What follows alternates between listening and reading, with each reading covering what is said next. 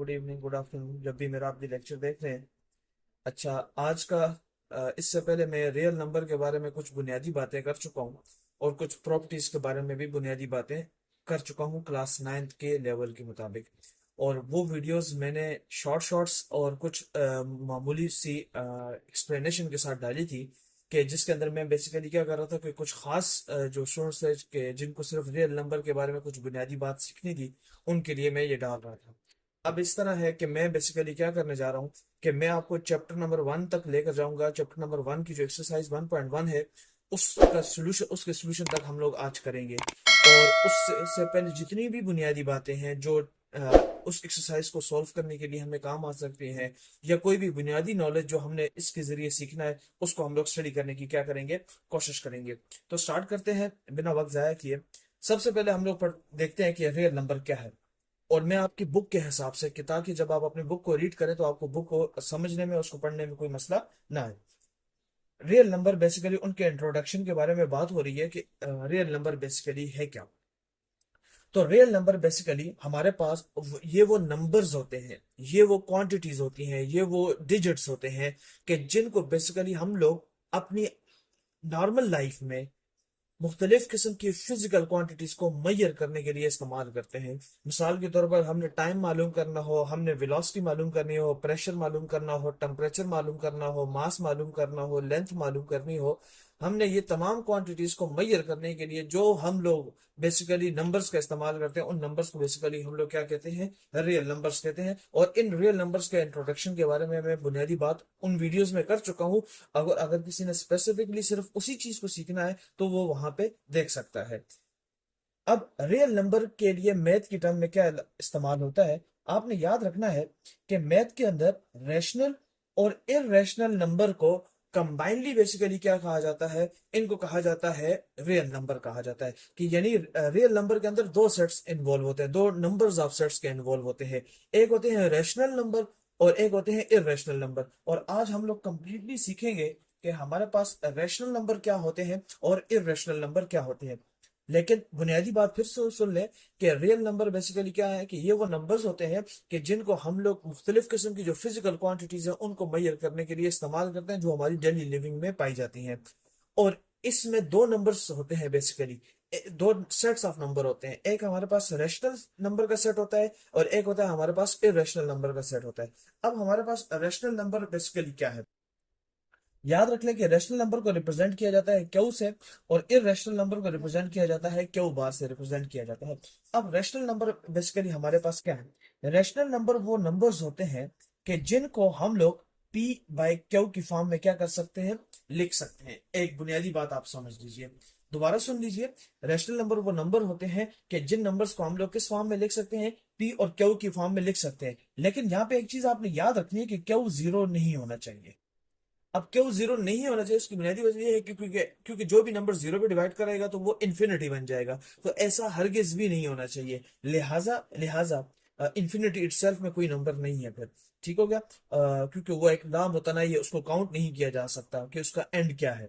अच्छा, rational number basically हमारे पास वो नंबर होते हैं, वो रियल नंबर है कि जिसको हम लोग पी बाई क्यू की फॉर्म में लिख सकते हैं। मिसाल के तौर पर आपके पास नंबर है 1/2, या हमारे पास नंबर हो 3, और इसको भी हम लोग लिख सकते हैं 3/1। इस तरह हम लोग लिख सकते हैं। या हमारे पास है -4.5, इसको हम लोग लिख सकते हैं कैसे, इसको हम लोग लिख सकते हैं 45/10, -45/10 विच इज इक्वल टू 9/2, और ये साथ में माइनस, तो -9/2। ये भी हमारे पास क्या है, इसको पी बाई क्यू की फॉर्म में मैं लिख सकता हूं। तो ये हमारे पास क्या है, रैशनल नंबर है। अब इसी रैशनल नंबर को हम लोग किसी और तरह कैसे पहचानेंगे, अगर आप ये देखो, ये एक आपको ट्रिक बता रहा हूं। अगर कभी भी आप रैशनल नंबर को देखोगे ना, तो जो ये दो खुसूसियात मैं बताने जा रहा हूं, इनमें से एक खुसूसियत उसमें लाजमन पाई जाएगी। अगर तो वो रैशनल नंबर हुआ तो उसमें ये खुसूसियात क्या होगी, लाजमन पाई जाएगी। एक चीज होगी, या तो वो क्या होगा, आइदर वो टर्मिनेट होगा। मिसाल के तौर पर अगर आप गौर से देखो, मेरे पास जो 4.5 है, ये 0.5 के बाद खत्म हो रहा है। इसके बाद इसकी कंटिन्यूएशन नहीं है, मतलब 5 के बाद 6 7 फिर इस तरह का नंबर नहीं आ रहा। टर्मिनेट हो रहा है, या तो रैशनल नंबर का एक हालत ये होगी, या तो वो टर्मिनेट हो जाएगा, यानी डेसिमल फॉर्म में जब आएगा तो आप देखोगे कि वो टर्मिनेट हो जाएगा, तो या फिर क्या होगा, रिपीटिंग होगा। अब रिपीटिंग का मतलब क्या है कि जैसे ही पॉइंट्स लगेगा, पॉइंट के बाद मान लीजिए 0 पॉइंट, उसके बाद कुछ नंबर इस तरह आना स्टार्ट हो जाएंगे, या इस तरह आना स्टार्ट हो जाएंगे, या इस तरह आना स्टार्ट हो जाएंगे। ये रिपीट्स हो रहे हैं। तो इस तरह के आपको नंबर आना मिलना स्टार्ट हो जाए, या इस तरह के या इस तरह के, तो ये बेसिकली हमारे पास कौन से होते हैं, रैशनल नंबर होते हैं। तो रैशनल नंबर वो नंबर्स होते हैं जिनको हम लोग पी बाई क्यू की फॉर्म में लिख सकते हैं। पहली बुनियादी बात। दूसरी बुनियादी बात आपने ये याद रखनी है कि जब डेसिमल फॉर्म, जब आप इनको सोल्व करते हैं, जिस तरह 1/2 को आप लिखेंगे तो 0.5 आएगा, तो या तो ये टर्मिनेट होंगे, पॉइंट के बाद खत्म हो जाएंगे। जैसे इसका अगर मैं 1/2 का लिखूं तो मेरे पास आंसर क्या आएगा, 0.5। तो ये टर्मिनेट हो चुका, रुक रुक गया, खत्म हो गया। तो ये भी हमारे पास क्या है, रैशनल नंबर है। या वो टर्मिनेट तो नहीं होगा, लेकिन वो कंटिन्यूएशन में एक ही जैसे नंबर आएंगे। मिसाल के तौर पर 3 3 आ रहे हैं, 2 2 आ रहा है, 1 5 1 5 1 5 1 5, और इस तरह कंटिन्यूसली ये क्या करते हैं रहेंगे, ये नंबर आते रहेंगे। तो ये हमारे पास क्या है, रैशनल नंबर है, जिसको हम लोग लिखते हैं क्यू फॉर्म में। हमारे पास दूसरे नंबर आ जाते हैं, वो है हमारे पास इर्रेशनल नंबर। अब इर्रेशनल नंबर बेसिकली क्या है, इर्रेशनल नंबर वो नंबर्स होते हैं जिनको हम लोग पी बाई क्यू की फॉर्म में नहीं लिख सकते। इनको पी बाई क्यू की फॉर्म में हम लोग नहीं लिख सकते। ये हमारे पास बेसिकली क्या है, ये हमारे पास इर्रेशनल नंबर होते हैं, जैसे अंडर रूट 2, या हमारे पास आ गया पाई। ये दो ही एग्जांपल आप याद रख लीजिए, यही आपसे पूछे भी जा सकते हैं। अगर एक और एग्जांपल है तो वो हमारे पास ई एप्सिलॉन है, लेकिन यहाँ पे सिर्फ आप ये दो याद रख लीजिए, अंडर रूट 2 हो या पाई हो, ये हमारे पास बेसिकली क्या है, ये हमारे पास इरेशनल नंबर आते हैं। अब जिस तरह रैशनल नंबर के हमारे पास डेसिमल फॉर्म में हमारे पास दो कंडीशंस थी, या तो वो, या ये नहीं हो सकता कि दोनों एक साथ होंगे, दोनों में से एक होंगी रैशनल नंबर के केस में। जब इरेशनल नंबर के केस में जब आप डेसिमल फॉर्म इसकी देखेंगे ना, तो ये क्या होगी, नॉन टर्मिनेटिंग होगी और नॉन रिपीटिंग होगी। अब नॉन टर्मिनेटिंग नॉन रिपीटिंग का मतलब क्या है, मिसाल के तौर पर जब पॉइंट के बाद आप इसको सॉल्व करेंगे, तो मैं एग्जांपल को लिखूं आपके सामने, तो कुछ इस तरह आएगा, 0.12875619 7। अब इस तरह नंबर आ रहा है, तो ये नंबर खत्म भी नहीं हो रहा, और ये जो नंबर है ये अपने आप को रिपीट भी नहीं कर रहा। यानी कि अगर आप गौर से देखिए, वन, वन के बाद दोबारा वन नहीं आ रहा, वन के बाद टू आ रहा है, अब टू के बाद अगर दोबारा वन आ जाए, फिर टू आ जाए, तो फिर हम लोग कहेंगे ये रिपीटिंग है। लेकिन ऐसा नहीं हो रहा, बल्कि 1 2 8 7 5 6 1 9 7 और इस तरह चलता जा रहा है। तो ये हमारे पास बेसिकली क्या है, ये हमारे पास इर्रेशनल नंबर आता है। तो इर्रेशनल नंबर की भी हमारे पास क्या है, दो खुसूसियात हैं। और एक खुसूसियत ये है, एक खुसूसियत ये है कि ये पी बाई क्यू की फॉर्म में नहीं लिखे जाते, और दूसरा ये नॉन टर्मिनेटिंग होते हैं। नॉन टर्मिनेटिंग के साथ साथ ये नॉन रिपीटिंग भी होते हैं। ये बुनियादी बात आपने क्या करनी है, याद रख लेनी है, और इसी के साथ आपने इसको स्टिक रहना है। फिर उसके बाद हमारे पास कुछ नंबर्स होते हैं जिनका परफेक्ट स्क्वायर रूट निकलता है, और कुछ नंबर होते हैं जिनका परफेक्ट स्क्वायर रूट नहीं निकलता। मिसाल के तौर पर अगर मैं स्क्वायर रूट आपसे पूछूं 4 क्या होता है, तो आपके पास क्या आएगा, 2। अगर मैं आपसे पूछूं स्क्वायर रूट ऑफ 9 क्या होता है, तो आपको हो गया 3। अगर मैं आपसे पूछूं स्क्वायर रूट ऑफ 16 क्या होता है, तो वो हमारे पास आ जाता है 4। अगर मैं आपसे पूछूं स्क्वायर रूट ऑफ 25 कितना कितना होता है, तो आपको हो गया 5। वेरी सिंपल है। अब जो परफेक्ट स्क्वायर बन सकते हैं, जिस तरह हमारे पास 4 का बन सकता है, 9 का बनता है, 16 का बनता है, 25 का बनता है, तो याद रखना है इस तरह के नंबर भी हमारे पास क्या होते हैं, रेशनल नंबर होते हैं। आंसर क्या निकलेगा, 2। तो 2 को मैं लिख सकता हूँ 2/1, 3 को लिख सकता हूँ 3/1, 4 को लिख सकता हूँ 4/1, और 5 को लिख सकता हूँ 5/1। तो ये भी हमारे पास क्या है, रेशनल नंबर। लेकिन अगर कोई ऐसा नंबर हो जिसका हमारे पास परफेक्ट स्क्वायर न बन सकता हो, मिसाल के तौर पर अंडर रूट 2, जिस तरह हमारे पास ले लीजिए जी under root 3, under root 5, under root 7, under root 13, इस तरह के नंबर जिनका परफेक्ट स्क्वायर आप नहीं निकाल सकते, यानी जिनका स्क्वायर रूट आपके पास जब आप इनको सोल्व कर लीजिए, अपने पास कैलकुलेटर रखिएगा और इसको सोल्व करके देखिएगा, तो आपके पास नॉन टर्मिनेटिंग नॉन रिपीटिंग आएगा और ये कंटिन्यूसली इस तरह चलता रहेगा। उसके बाद अंडर रूट 3 को देख लीजिए, अंडर रूट 5 को देख लीजिए और अंडर रूट 7 को देख लीजिए। तो ये हमारे पास आपने पहचान करनी है स्क्वायर रूट के केस में। और अगर आपके पास सिंपल नंबर हो तो आप किस तरह पहचान कर सकते हैं कि हमारे पास ये रेशनल नंबर है और ये हमारे पास क्या है जी, इर्रेशनल नंबर है। तो ये आपके पास एक ट्रिक आपको पता होनी चाहिए। उसके बाद हमारे पास आ जाता है नेक्स्ट पार्ट, हमारे पास आ जाता है डिसजॉइंट एंड एग्जॉस्टिव सेट्स क्या होते हैं हमारे पास। डिसजॉइंट सेट का मतलब ये होता है, ये लफ्ज याद रखिएगा, डिसजॉइंट का मतलब होता है इंटरसेक्शन। मिसाल के तौर पर इसका मतलब क्या है, अगर मैं मान लीजिए मेरे पास 1 2 3 4 एंड 5, ये मेरे पास एक सेट है और मेरे पास एक दूसरा सेट है, वो है 2 3 4 एंड 5। अगर मुझसे कोई पूछे इस सेट का नाम मैं दे देता हूं ए सेट और इस सेट को मैं नाम देता हूं बी सेट। मुझसे कोई पूछे कि बताएं कि इस ए सेट में और इस बी सेट में क्या कॉमन है, तो मैं कह सकता हूं कि इसमें कॉमन है 2 भी कॉमन है, 3 भी कॉमन है, 4 भी कॉमन है और 5 भी कॉमन है। इस सेट को बेसिकली हम लोग कहते हैं डिसजॉइंट सेट्स। कि डिसजॉइंट सेट में हम लोग क्या देखते हैं कि दोनों सेट्स में कॉमन चीजें क्या है। अब ये बुनियादी बात आपने समझनी है। अब मेरे पास जो रैशनल नंबर है और जो मेरे पास इर्रेशनल नंबर है, ये रैशनल नंबर के लिए मैं रिप्रेजेंट कर रहा हूं आर से, ये इसको बेसिकली रिप्रेजेंट किया जाता है क्यू से, इसलिए मैं क्यू ही लिख लेता हूं।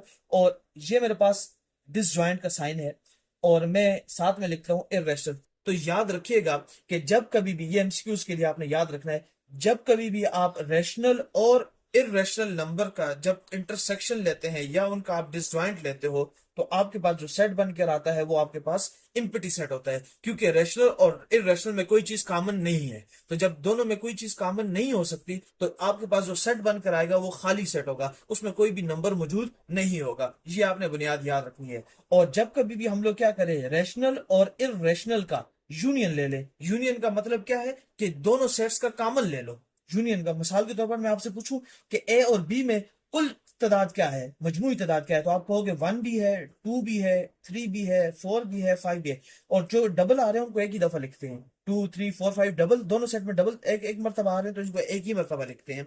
तो 1 2 3 एंड 4 एंड 5। तो ये बेसिकली हमारे पास क्या आता है, यूनियन ऑफ सेट्स। तो एग्जॉस्टिव सेट का मतलब क्या होता है, यूनियन। सादा अल्फाज में आपको समझा रहा हूँ। एग्जॉस्टिव सेट्स वो सेट्स होते हैं बेसिकली कि हम तमाम पॉसिबिलिटीज को एक ही जगह पे इकट्ठा कर लेते हैं। जिस तरह यहाँ पे जितने भी डिजिट्स हैं और यहाँ के जितने भी डिजिट्स हैं उनको हमने एक ही सेट में इकट्ठा कर दिया, तो ये हमारे पास एग्जॉस्टिव सेट्स है। और दोनों सेट्स में अगर कोई चीज कॉमन है तो उसको लिख लेना, अगर कॉमन नहीं है तो भी उसको लिख लेना। तो ये आप कैसे लिखना, मिसाल के तौर पर जिस तरह खाली सेट लिख लेते हैं, ये जो मैं लफ्ज या साइन यहाँ पे यूज किया वो ये इम्पटी सेट का है, और इम्पटी सेट के लिए ये ब्रैकेट का इस तरह इस्तेमाल किया जाता है कि उसमें कोई डिजिट नहीं होता। तो ये आपने याद रखना है कि हमारे पास डिसजॉइंट सेट क्या होता है, एग्जॉस्टिव सेट क्या होता है, रैशनल नंबर क्या होता है और हमारे पास इर्रेशनल नंबर क्या होता है। ये बुनियादी बातें आपने सीखनी है। अब अच्छा, अब आ जाते हैं टेबल की तरफ। ये मैं आपकी बुक को ही फॉलो कर रहा हूँ, फेडरल बोर्ड की बुक है, आप वहां से देख सकते हैं। रियल नंबर के अंदर हमारे पास दो तरह के नंबर आते हैं, रैशनल नंबर भी आते हैं हमारे पास और हमारे पास इर्रेशनल नंबर भी आते हैं। अब रैशनल नंबर में हमारे पास फिर दो तरह के नंबर्स आते हैं। एक होते हैं हमारे पास इंटीजर्स होते हैं और एक होते हैं वो इंटीजर्स होते हैं कि जो रैशनल नंबर नॉन इंटीजर्स होते हैं, जो इंटीजर्स नहीं होते लेकिन रैशनल नंबर फिर भी होते हैं। जिस तरह ये नंबर देख लीजिए, 9/13 है, 17/12 है, 13/25 है। ये हमारे पास बेसिकली क्या है, नॉन इंटीजर रैशनल नंबर आ जाते हैं। और इंटीजर्स में आपको मैं ये सेट्स ऑफ नंबर पढ़ा चुका हूं कि आपके पास माइनस इंटीजर्स में आपके पास पॉजिटिव एंड नेगेटिव नंबर दोनों आ जाते हैं, -2 -1 0 1 एंड 2। तो ये हमारे पास इंटीजर्स हैं। और नॉन इंटीजर्स में, नॉन इंटीजर रैशनल नंबर हमारे पास, आप कोई भी रेशो ले लीजिए, 9/13 17/12 11/15, इस तरह आप कोई भी नंबर ले लीजिए, सिंपल सी बात है। लेकिन वो सोल्व नहीं होने चाहिए, ये बस बात याद रखनी है, आप मजीद वो सोल्व नहीं हो सकते। ये आप इस पे ये कंसेप्ट याद रखें। अगर आपको फिर भी कोई कंफ्यूजन हो तो आप कमेंट सेक्शन में मुझे बता सकते हैं। उसके बाद आ जाते हैं हमारे पास इंटीजर्स में। मैंने जिस तरह कहा कि हमारे पास पॉजिटिव और नेगेटिव दोनों होते हैं, तो इंटीजर्स में से मैं निकाल लूं, अगर नेगेटिव इंटीजर्स को साइड पे कर लूं, यानी -1 को, -2 को, -3 को, इन नंबर्स को मैं साइड पे कर लूं, तो ये जो नंबर है 0 1 2, तो ये मेरे पास होल नंबर है। और होल नंबर के सेट मैंने आपको बता चुका हूं कि वो 0 से स्टार्ट होते हैं, 0 1 2 एंड सो ऑन। फिर इस होल नंबर में हमारे पास दो तरह के नंबर्स आ जाते हैं। एक है हमारे पास 0, ये आपके पास है, और एक आ जाते हैं जो 1 से स्टार्ट होते हैं, 1 2 3 4 5 6 7 एंड सो ऑन। तो ये हमारे पास क्या है, बेसिकली ये हमारे पास है नेचुरल नंबर है। ये हमारे पास क्या है, नेचुरल नंबर है। तो होल नंबर और हमारे पास नेगेटिव इंटीजर्स, इनके कंसेप्ट आपने सीखने हैं। फिर होल नंबर में 0 और नेचुरल नंबर आते हैं, ये भी आपने बुनियादी बातें सीखनी है। अच्छा, अब आ जाते हैं नंबर लाइन का कंसेप्ट। ये आपकी बुक का जो टॉपिक नंबर है, ये है 1.2.1। नंबर लाइंस के बारे में वो पूछते हैं। याद रखना है, number line basically, number line के लिए एक और लफ्ज इस्तेमाल किया जाता है, रियल लाइन। इसको रियल लाइन क्यों कहा जाता है, क्योंकि हम रियल नंबर को, अब रियल नंबर हमारे पास कौन कौन से होते हैं, रियल नंबर में हमारे पास जो रैशनल और इरेशनल दोनों आते हैं ना, तो हम लोग बेसिकली क्या करते हैं, इन नंबर्स को बेसिकली क्या करते हैं, इस नंबर लाइन पे रिप्रेजेंट करने की कोशिश करते हैं। अब सवाल ये उठता है कि नंबर लाइन के कंसेप्ट हम लोग क्यों इस्तेमाल करते हैं। इसलिए याद रखना है कि नंबर लाइन का कंसेप्ट इसलिए इस्तेमाल किया जाता है क्योंकि हम लोग विजुअलाइज करना चाहते हैं। किसको, कि हम लोग रियल नंबर को देखना चाहते हैं। क्यों देखना चाहते हैं, ताकि हम लोग इनके रिलेशन को एक दूसरे के साथ देख सकें। अब आप लोगों को लगेगा कि सर इस चीज का हमें समझ नहीं आती है। आप लोग इंशाल्लाह इंतजार कीजिए, क्लास 11th में अगर किसी ने मैथमेटिक्स रखी होगी तो वो वहां पे कोऑर्डिनेट्स को पढ़ लेगा, लेकिन अगर किसी ने फिजिक्स को रखा होगा तो वो फिजिक्स के अंदर पढ़ेगा। बेसिकली हमारे पास एक होता है एक्स कोऑर्डिनेट होता है, एक होता है हमारे पास वाई कोऑर्डिनेट होता है, और एक होता है हमारे पास जेड कोऑर्डिनेट। और बेसिकली क्या करते हैं हम, इन कोऑर्डिनेट्स को जिस नंबर से रिप्रेजेंट करते हैं, वो नंबर्स भी हमारे पास बेसिकली क्या होते हैं, वो नंबर्स भी हमारे पास रियल नंबर ही होते हैं। लिहाजा यही वजह है कि हम लोग आप वहां पे देखोगे आपके पास मुख्तलिफ ग्राफ्स बनाए जाएंगे, और उन ग्राफ्स पे इन्हीं नंबर्स को बेसिकली क्या किया जाएगा, रिप्रेजेंट किया जाएगा। और उसके जरिए आप लोग देखोगे पोजीशन ऑफ प्लेन मालूम की जाएगी, दो ऑब्जेक्ट के दरमियान में डिस्टेंस मालूम किया जाएगा, राइट एंगल ट्राइंगल बनाई जाएगी, उसके जरिए पैथागोरस थ्योरम को अप्लाई करके मुख्तलिफ किस्म की चीजें मालूम करने की कोशिश की जाएंगी। तो ये वहां पे इस्तेमाल होता है। तो इसलिए सिर्फ आपने अभी के लिए इतनी बात याद रखनी है कि बेसिकली हमारे पास जो मुख्तलिफ कोऑर्डिनेट्स सिस्टम होते हैं, उन कोऑर्डिनेट सिस्टम को जो नंबर, जिन नंबर्स के जरिए, जिन रियल नंबर्स के जरिए रिप्रेजेंट किया जाता है, उसी ही नंबर लाइन ही कहते हैं। या दूसरे अल्फाज में कि नंबर लाइन का कंसेप्ट या रियल लाइन का कंसेप्ट इसलिए इस्तेमाल किया जाता है कि हम लोग बेसिकली रियल नंबर के दरमियान में जो हमारे पास रिलेशन बनता है, हम लोग उसको स्टडी कर सकें। और इसीलिए मैंने यहाँ पे आप लोगों के लिए लिखा है concept of coordinate of date point. आप पढ़ोगे कि बेसिकली मैं आपको एक चीज समझाना चाहता हूं। मान लीजिए ये नंबर लाइन के कंसेप्ट में आपको ये चीज आनी चाहिए। मान लीजिए मुझे कहा जाए कि मेरे पास एक पर्सन है, और वो person P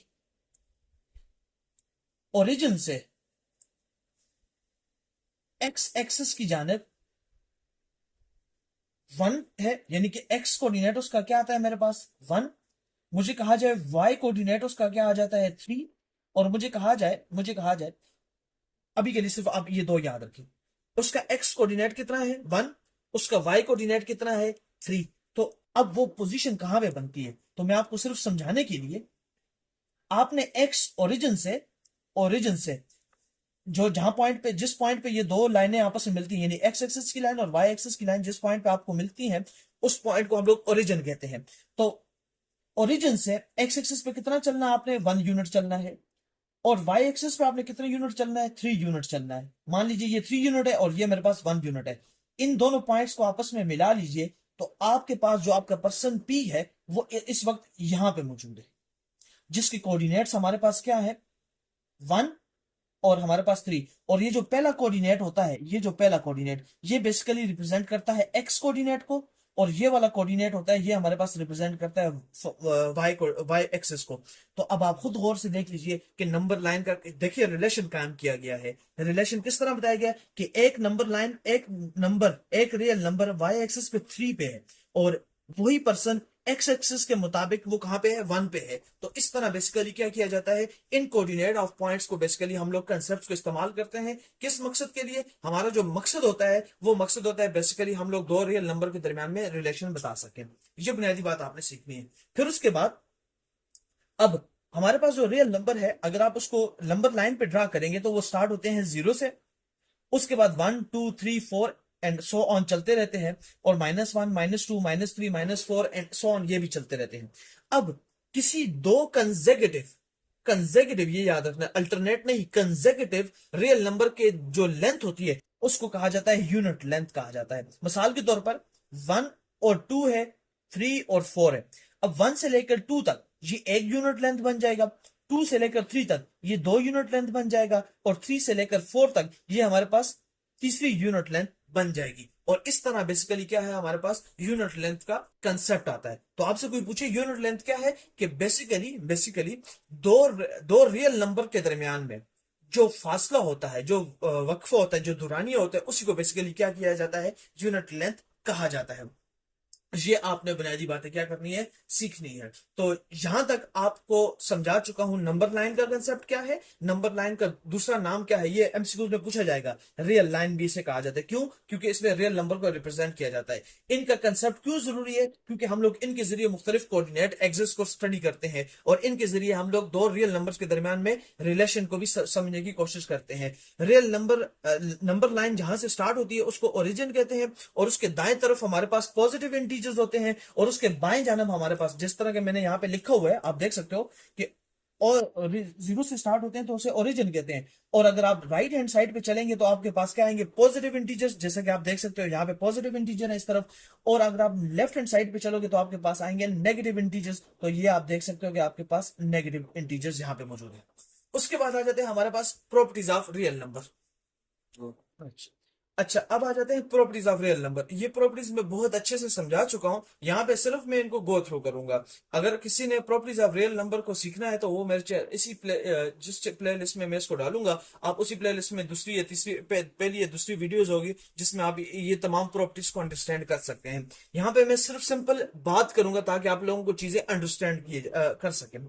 closure property basically क्या कहती है, हमारे पास क्लोजर प्रॉपर्टीज में हमारे पास प्रॉपर्टीज ऑफ एडिशन भी है और प्रॉपर्टीज ऑफ मल्टीप्लिकेशन भी है। बेसिकली ये प्रॉपर्टी क्या कहती है, ये प्रॉपर्टी ये कहती है कि किसी भी दो रियल नंबर का सम हमारे पास क्या आता है, रियल नंबर ही आता है। ये क्या लिखा हुआ, A plus B belongs to real number, मतलब क्या कि ए भी मेरे पास रियल नंबर है, बी भी मेरे पास रियल नंबर होगा। जब मैं इन दोनों नंबर्स को आपस में जमा करूंगा तो मेरे पास जो आंसर आएगा वो आंसर भी बेसिकली क्या होगा, रियल नंबर होगा। मिसाल के तौर पर 2 + 5, इसका आंसर मेरे पास क्या आएगा, 7। तो 7 भी मेरे पास एक रियल नंबर है, 2 भी इटसेल्फ भी एक रियल नंबर है, और 5 भी हमारे पास क्या है, रियल नंबर है। सिमिलरली 2 × 5, ये क्या आ जाएगा हमारे पास, आंसर 10। अब 2 भी मेरे पास रियल नंबर है, 5 भी मेरे पास रियल नंबर है, और उसका जो आंसर आया 10 वो भी मेरे पास क्या है, रियल नंबर है। उसके बाद आ जाते हैं कम्यूटेटिव प्रॉपर्टी। अब कम्यूटेटिव प्रॉपर्टी ऑफ एडिशन भी है, कम्यूटेटिव प्रॉपर्टी ऑफ मल्टीप्लीकेशन भी है। ये प्रॉपर्टी बेसिकली क्या कहती है, ये कहती है आप सीक्वेंस को जितना भी तब्दील कर लीजिए, अगर आपके पास नंबर रियल नंबर का जो वैल्यू है अगर वो कांस्टेंट है तो उनकी जो आप लोग पोजीशन को चेंज करने से उस पर रिजल्ट पे कोई असर नहीं पड़ेगा। मिसाल के तौर पर a + b = है। मान लीजिए a की वैल्यू मेरे पास 2 है और b की वैल्यू मेरे पास है 3। बी की वैल्यू चूंकि मेरे पास 3 है और ए की वैल्यू मेरे पास क्या है, 2। तो आप सीक्वेंस को जितना भी चेंज कर लीजिए, अगर आपके पास नंबर कांस्टेंट है तो आंसर भी आपके पास क्या रहेगा, सेम ही रहेगा। तो वो ये आप दोनों तरफ देख लीजिए, आंसर आपके पास 5 आएगा। सिमिलरली अगर मैं इस तरफ देख लूं, प्रोडक्ट में भी यही केस है। मिसाल के तौर पर 2 × 3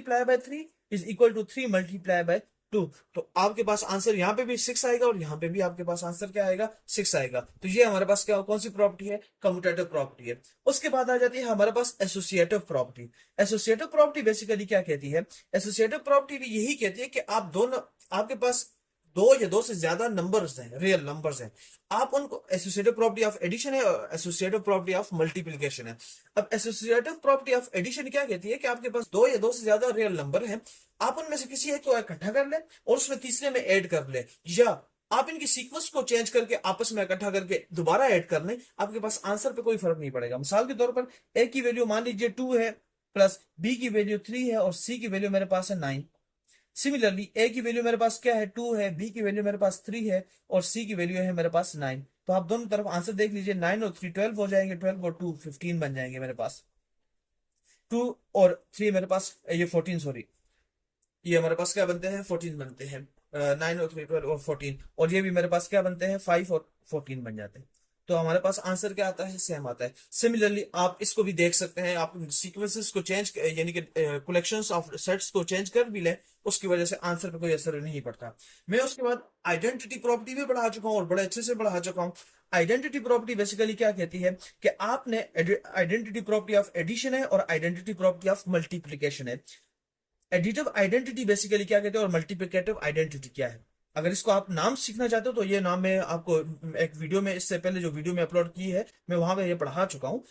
इसको कहते हैं एडिटिव आइडेंटिटी, और इस प्रॉपर्टी को हम लोग जहां पे मैं इसको सॉल्व करने जा रहा हूँ, इस प्रॉपर्टी को हम लोग कहते हैं मल्टीप्लिकेटिव आइडेंटिटी। अच्छा, एडिटिव आइडेंटिटी क्या कहती है? एडिटिव आइडेंटिटी ये कहती है कि आप किसी भी नंबर में, किसी रियल नंबर में ऐसा नंबर ऐड करें कि आंसर आपके पास सेम रहे। मिसाल के तौर पर मेरे पास 2 है और मैं 2 में कौन सा ऐसा नंबर ऐड करूं कि आंसर मेरे पास सेम रहे। तो अगर मैं 2 के अंदर किसको ऐड करूं, 0 के ऐड करूं, तो मेरे पास आंसर 2 ही आएगा। सिमिलरली या 0 प्लस 2 लिखूं तो मेरे पास फिर भी आंसर क्या आएगा, 2 आएगा। सिमिलरली मजीद बात कि मैं एडिटिव, अब मल्टीप्लिकेटिव आइडेंटिटी, क्योंकि यहाँ पे मल्टीप्लिकेशन का साइन है, तो मल्टीप्लिकेटिव आइडेंटिटी क्या कहती है कि किसी रियल नंबर को ऐसे नंबर से मल्टीप्लाई करें कि उसके आंसर पे कोई असर ना पड़े। मिसाल के तौर पर मैं 2 को मल्टीप्लाई कर दूं 1 के साथ, या 1 को मल्टीप्लाई कर दूं 2 के साथ, तो मेरे पास आंसर फिर भी क्या आएगा, 2 ही आएगा। तो ये आपके पास मल्टीप्लिकेटिव एडिटिव आइडेंटिटी के बारे में। आप फिर है जी आपके पास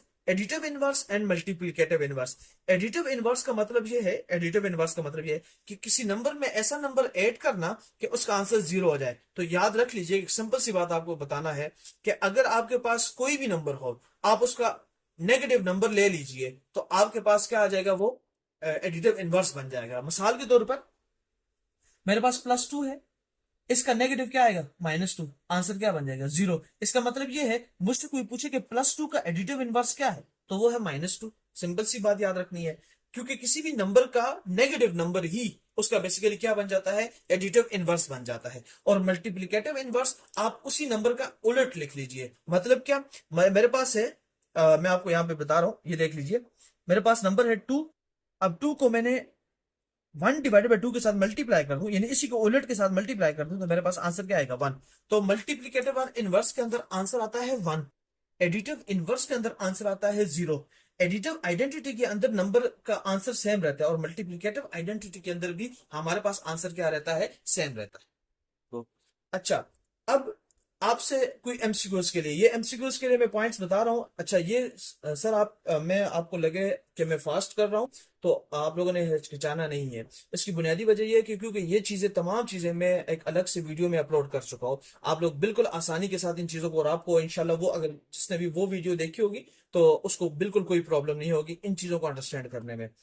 अब आपसे कोई पूछे एडिटिव आइडेंटिटी क्या है, एडिटिव आइडेंटिटी को मैं अभी दोबारा बता चुका हूं, ऐसा नंबर ऐड करना कि किसी भी रियल नंबर के अंदर कि आंसर आपके पास सेम रहे। तो आप किसी भी नंबर में, कोई भी नंबर ले लीजिए, मैं मान लीजिए 550 ले लूं, 10,000 कुछ ले लूं, मैं अगर मान लीजिए सिर्फ सिंपल 5 भी ले लूं, या मैं 1 भी ले लूं, तो 1 में जब भी मैं 0 ऐड करूंगा तो आपके पास आंसर हमेशा सेम ही रहेगा। 5 + 0 मेरे पास आंसर हमेशा 5 ही, यानी आंसर मेरे पास सेम ही रहेगा। तो 0, ये एमसीक्यूज के लिए आपने याद रखना है, ये आपके कॉलेज में और कॉम्पिटिटिव एग्जाम में आ सकता है कि 0 हमारे पास बेसिकली क्या है, हमारे पास एडिटिव आइडेंटिटी है, और 1 हमारे पास क्या है, बेसिकली मल्टीप्लिकेटिव आइडेंटिटी में आता है, यानी किसी ऐसे नंबर के साथ मल्टीप्लाई करना कि आंसर फिर भी सेम रहे। मिसाल के तौर पर आप 5 को 1 से मल्टीप्लाई कर दिए, √2 को 1 से मल्टीप्लाई कर दीजिए, √2 डिवाइडेड बाई 2 को आप मल्टीप्लाई कर दीजिए, आप मुख्तलिफ नंबर्स ले लीजिए और उनको 1 से आप मल्टीप्लाई कर दीजिए, तो आपके पास आंसर वही रहना है। फिर एडिटिव इनवर्स क्या है? अब आपसे कोई भी पूछे तो मैंने कहा ना, एडिटिव इनवर्स का मतलब ये होता है कि किसी भी नंबर का नेगेटिव नंबर। अब मान लीजिए मुझे एक नंबर दिया गया हो, ये एमसीक्यूज के लिए एक बात समझा रहा हूं, यहाँ पे मैंने जो जुमला लिखा है इससे ये हमेशा एक ही चीज ना ले लीजिएगा। मिसाल के तौर पर आपसे कहा जाए -a है, तो आपसे कोई पूछे -a का एडिटिव इनवर्स क्या है, तो वो +a। अक्सर स्टूडेंट्स क्या समझते हैं, एडिटिव इनवर्स का मतलब है अच्छा नंबर हमेशा हमें पॉजिटिव में दिया जाएगा और उसका नेगेटिव लगाना है। नहीं, उसने आपसे कहा है कि एडिटिव इनवर्स का मतलब यह है कि किसी ऐसे रियल नंबर के साथ वो नंबर ऐड करना कि आंसर हमारे पास 0 आ जाए। तो अब मिसाल के तौर पर मेरे पास √2 है, अब +√2 है, इसको मैं -√2 कर दूं तो मेरे पास आंसर क्या आ जाएगा, जीरो आ जाएगा, वेरी सिंपल। तो इसलिए एडिटिव इनवर्स का मतलब क्या है वो समझना जरूरी है। यहाँ पे मुझसे पूछा हुआ है माइनस ए का एडिटिव इनवर्स क्या है, तो वो प्लस ए है। अगर मुझसे पूछा जाता कि प्लस ए का एडिटिव इनवर्स क्या है, तो वो माइनस ए होता। अगर मुझसे कोई पूछता प्लस ए का एडिटिव इनवर्स क्या है, तो उसका मैं एडिटिव इनवर्स कहता माइनस ए। लेकिन यहाँ मुझसे पूछा क्या गया, मुझसे पूछा गया है माइनस ए का एडिटिव इनवर्स क्या है, तो माइनस ए का एडिटिव इनवर्स मेरे पास क्या आ जाता है, ए आ जाता है। सिमिलरली मुझसे पूछा गया है कि मल्टीप्लीकेटिव इनवर्स ऑफ ए क्या है, तो वो मेरे पास वन बाय ए है। लेकिन अगर मुझसे पूछा जाता है कि वन बाय ओनली ए का मुझसे पूछा जाता है कि ए कोई रियल नंबर है, मिसाल के तौर पर 5 है या 6 है, कोई भी रियल नंबर है।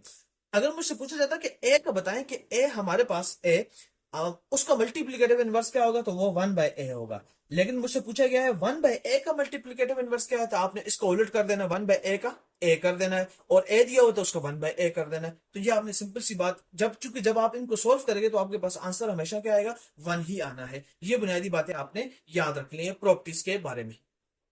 देखो, अच्छा, अब आ जाते हैं डिस्ट्रीब्यूटिव प्रॉपर्टी ऑफ मल्टीप्लिकेशन और एडिशन। मैं आपको एक क्वेश्चन देख के बताता हूं, आपको ये बात समझ आ जाएगी। मान लीजिए मेरे पास एक क्वेश्चन आया हो, और ये क्वेश्चन बहुत जरूरी है, सिर्फ समझाने की गर्ज से आपको समझा रहा हूं। मिसाल के तौर पर मुझे क्वेश्चन दिया गया है 1/8 प्लस 1/4,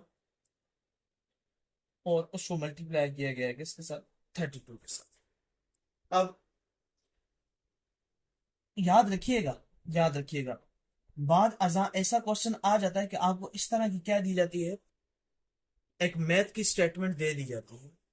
जब ये स्टेटमेंट दी जाती है और वो आपसे पूछते हैं कि बताएं बताएं कि ये स्टेटमेंट कौन सी प्रॉपर्टी को रिप्रेजेंट करती है, ये सिंपल सा एक क्वेश्चन होता है।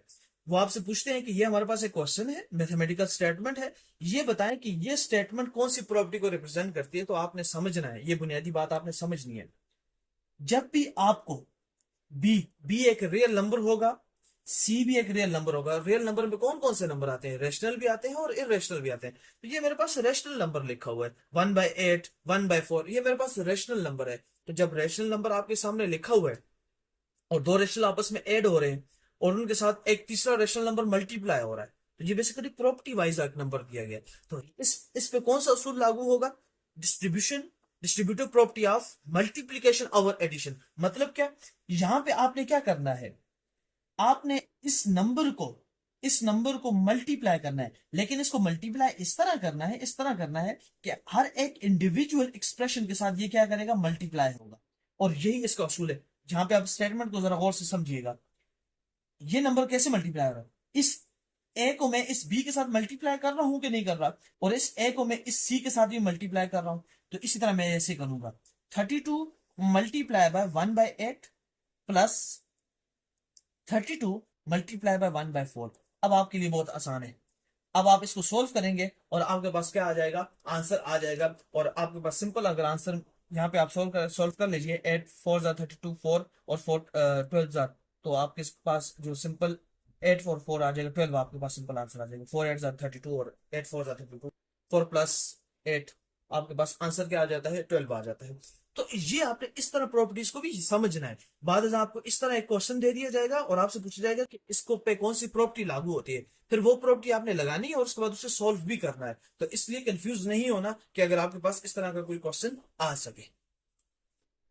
देखो, अच्छा, अब आपको properties, distributive property of multiplication और एडिशन समझाने के बाद आपको उम्मीद है वो समझ आई होगी। आपसे कुछ क्वेश्चंस है जो आप लोग मुझे कमेंट सेक्शन में इसका आंसर दोगे।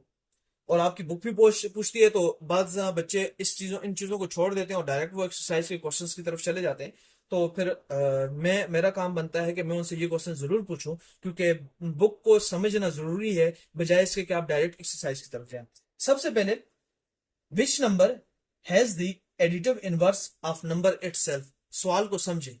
अगर ये इस तरह का नंबर आपको एमसीक्यूज में दे, इस तरह का क्वेश्चन आपको एमसीक्यूज में आ सकता है। अगर कोई कॉलेज के या स्कूल के एग्जाम्स के बनेंगे तो आपसे ये पूछ सकते हैं कि वो कौन सा ऐसा नंबर है, has the additive inverse of the number itself. तो उसका एडिटिव इनवर्स वो नंबर खुद है। मतलब मान लीजिए मेरे पास कोई नंबर हो, नंबर जैसे मेरे पास 2, अब 2 का जो एडिटिव इनवर्स है वो भी 2 ही हो, ऐसा हो नहीं सकता।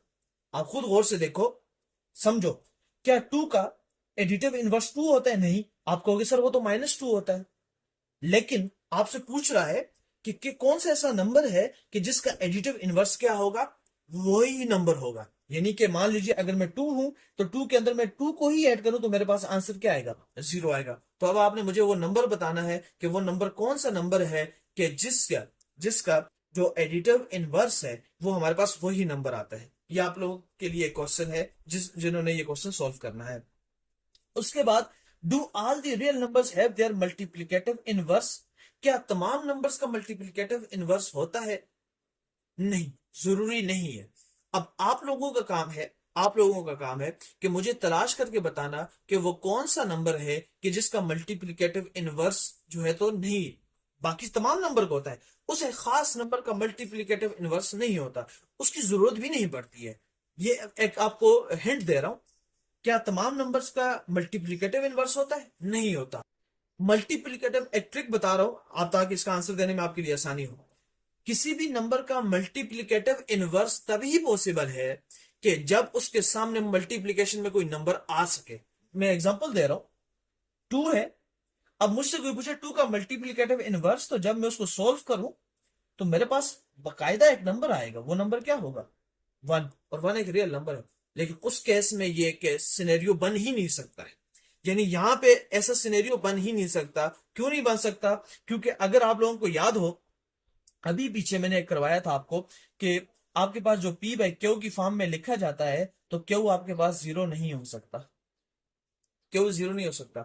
लेकिन उस नंबर के केस में कुछ बन जाता है। मैंने हिंट दे दी है, अब आप लोग इस चीज को सॉल्व कीजिएगा। तो वो कौन सा ऐसा नंबर है कि जिसका मल्टीप्लिकेटिव इनवर्स नहीं है? तो जब आपको ये पॉइंट समझ आ जाएगा तो आपको ये पॉइंट भी समझ आ जाना चाहिए। अच्छा स्टूडेंट्स, अब चलते हैं नेक्स्ट पार्ट की तरफ। और आपके पास है, ये टॉपिक है basically 1.3.1, properties of equality and inequality of real number. आपके पास एक प्रॉपर्टी है, और बिलीव मी, इस प्रॉपर्टी पे कॉलेज लेवल पे या स्कूल लेवल पे ये क्वेश्चन जरूर पूछा जाता है, और आपसे वो खामखा इस क्वेश्चन पे सवाल सवाल करते हैं। क्वेश्चन क्या है? वो कहते हैं कि व्हाट इज ट्राइकोटमी प्रॉपर्टी। लफ्ज से समझिएगा, ट्राई का मतलब होता है 3, और कोटमी का मतलब ये है पॉसिबिलिटीज, प्रोबेबिलिटीज। क्या मतलब? मतलब ये है कि आपके पास कोई भी दो रियल नंबर ले लीजिए। मैं आपके सामने दो रियल नंबर ले लेता हूं। मान लीजिए 7 और 8। अब वो आपसे पता है क्या कह रहे हैं? वो आपसे कह रहे हैं कि दो ही पॉसिबिलिटी है, तीन ही पॉसिबिलिटी है। ट्राइकोटमी का मतलब क्या है? तीन ही पॉसिबिलिटी है। पहली पॉसिबिलिटी ये है कि ये जो 7 है, 7 ये इस 8 से कम हो। अगर आप गौर से देखें तो 7 कम है और 8 ज्यादा है। तो मैं यूं कह सकता हूं, उसके लिए जो साइन यूज करूंगा वो होगा लेस देन, कि 7 इज लेस देन। अब इसको कैसे याद रखेंगे कि सर लेस देन किस तरह? जिसकी तरफ दो एजेस आएंगे वो नंबर ज्यादा होगा। जिस तरह 6 और 5 है। अब मुझे बताएं 6 ज्यादा है या 5 ज्यादा है? तो आप लोग डेफिनेटली कहोगे 6 ज्यादा है। तो 6 ज्यादा है तो 6 की तरफ दो एजेस आ जाएंगे कि 6 इज ग्रेटर देन 5। सिमिलरली यहां पे देख लीजिए कि 7 जो है तो वो हमारे पास क्या है? वो कम है। किससे कम है? 8 से कम है। तो जिसकी तरफ एजेस का रुख होगा तो वही हमारे पास क्या होगा? ग्रेटर नंबर होगा। तो यहाँ 8 की तरफ है, इसका मतलब 8 बड़ा है किससे? 7 से। या इसको मैं इस तरह भी कह सकता हूं कि 7 छोटा है किससे? 8 से।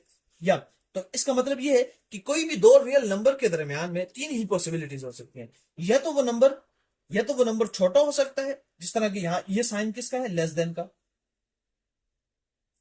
और यह फिर होगा इक्वेलिटी। क्या 7 और 8 कभी बराबर हो सकते हैं? नहीं, कभी भी बराबर इस तरह नहीं है। तीसरी प्रॉपर्टी के 7 8 से बड़ा हो, यह भी गलत, यह भी नहीं हो सकता।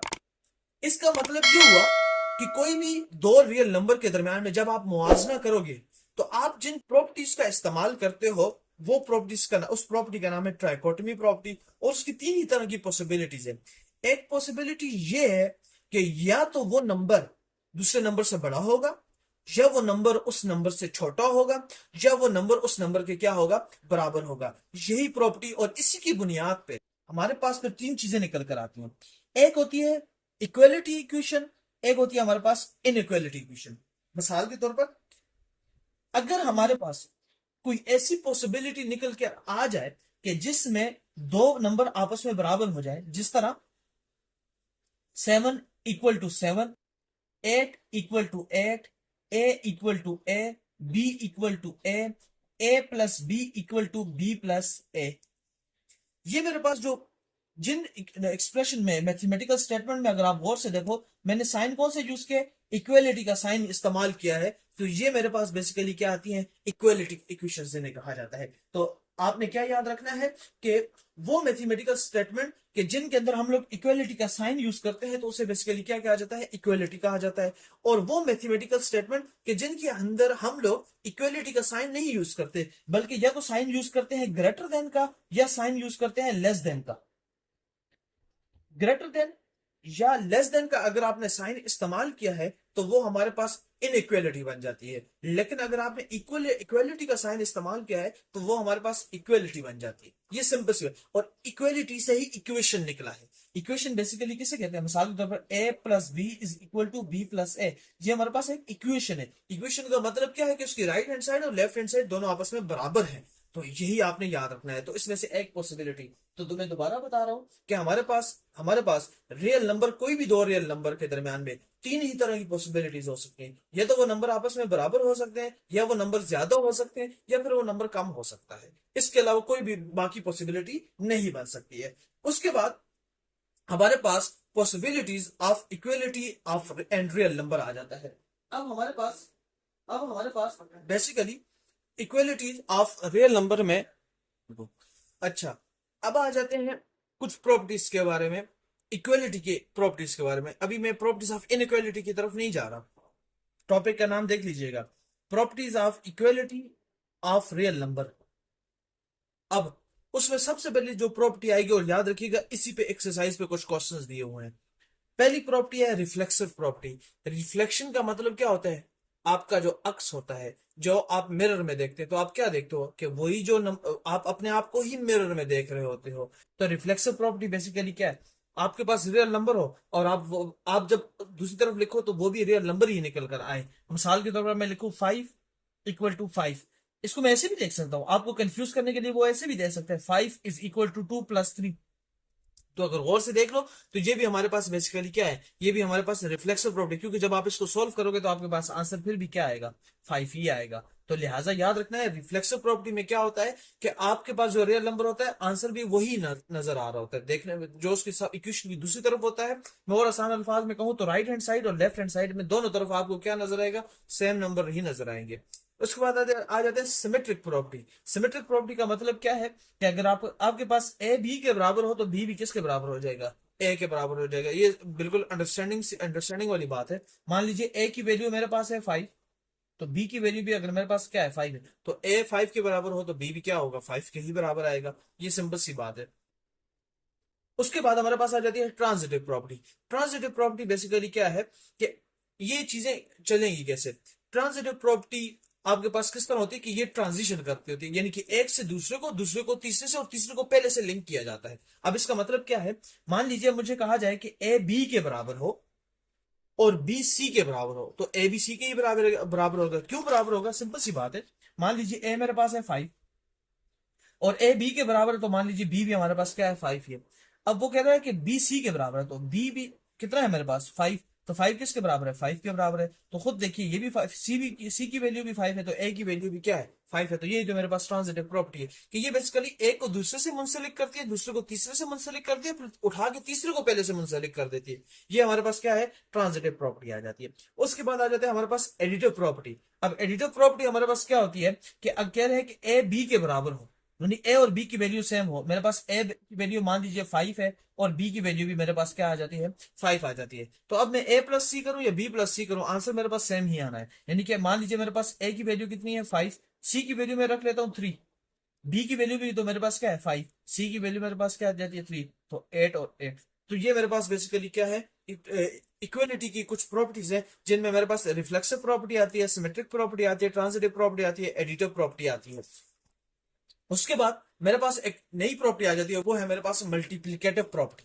अब मल्टीप्लिकेटिव प्रॉपर्टी क्या कहती है कि अगर दो रियल नंबर आपस में बराबर है, मिसाल के तौर पर मेरे पास ए की वैल्यू 8 है, बी की वैल्यू भी मेरे पास क्या है 8 है, और वो मुझसे कहता है कि ए सी के बराबर हो या बी सी के बराबर हो, या सी ए के बराबर हो और सी बी के बराबर हो। मिसाल के तौर पर ए की वैल्यू, और मान लीजिए सी की वैल्यू मैं रख लेता हूँ 9, तो A C is equal to B C. अब देख लीजिए ए की वैल्यू है 8, सी की वैल्यू मेरे पास क्या है 9, उसके बाद बी की वैल्यू मेरे पास क्या है 8 और सी की वैल्यू मेरे पास क्या है 9। तो मैं बता रहा था कि मल्टीप्लिकेटिव प्रॉपर्टी क्या है, कि multiplicative property of equality basically क्या है, कि वो कह रही है कि अगर ए बी के बराबर हो तो आप ए का किसी दूसरे नंबर के साथ या बी का किसी दूसरे नंबर के साथ, इन दोनों का आपस में प्रोडक्ट लेके देख लीजिए, आपके पास आंसर क्या आएगा, सेम आएगा। और यहाँ पे आपके सामने मैंने सिनेरियो को डिस्कस कर लिया है।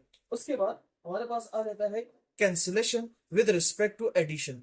अब cancellation with respect to addition का मतलब क्या है, कि मेरे पास अगर मान लीजिए ए प्लस सी हो और बी प्लस सी हो, यानी कि आपके सामने इक्वेशन लिखी हुई है A plus C is equal to B plus C, वो कह रहा है कि ए बी के बराबर होगा। इसका मतलब क्या है?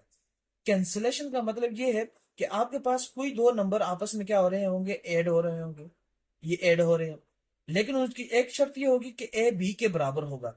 अब जब ए क्या होगा, बी के बराबर होगा, तो खुद देख लीजिए कि ए अगर बी के बराबर हो तो मैं ये लिख सकता हूं कि हमारे पास ए बी के बराबर है, तो मैं इस तरह लिख सकता हूं कि A plus C is equal to B plus सी।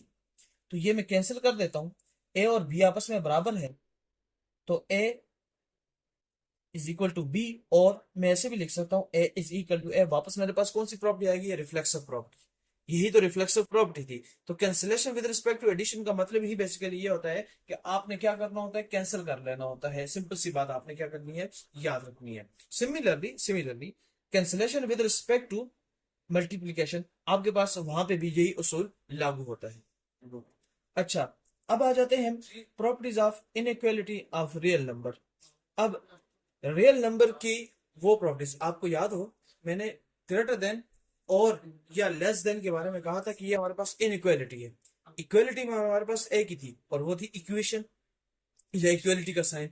इससे पहले जो मैंने आपको प्रॉपर्टीज करवाई है, reflexive property, symmetric property, cancellation with respect to addition, cancellation with respect to multiplication, multiplicative property, additive property, जितनी भी मैंने आपको प्रॉपर्टीज करवाई हैं वो सारी की सारी इक्वलिटी में थी। वहां पे अगर आप गौर से देखते तो वहां पे मैंने साइन इक्वल टू का यूज किया है, जबकि यहाँ पे मैं साइन यूज करूंगा या तो वो लेस देन का साइन होगा या वो मेरे पास कौन सा साइन होगा, ग्रेटर देन का साइन होगा। तो सबसे पहले जो प्रॉपर्टी हम लोग डिस्कस करने जा रहे हैं वो है हमारे पास ट्राइकोटोमी प्रॉपर्टी।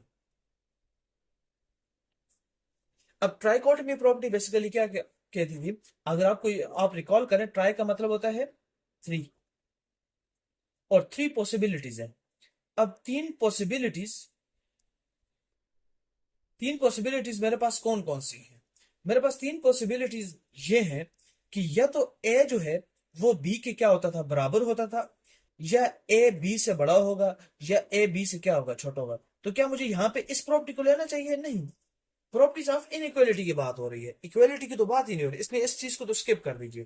फिर पीछे मेरे पास क्या बचती है, दो ही चीजें बचती हैं। एक बचती है मेरे पास, ए क्या होगा, बी से बड़ा होगा, ये ए मेरे पास बी से क्या होगा, छोटा होगा। अब मैं आपको एग्जांपल दे देता हूं, मेरे पास है जी 2।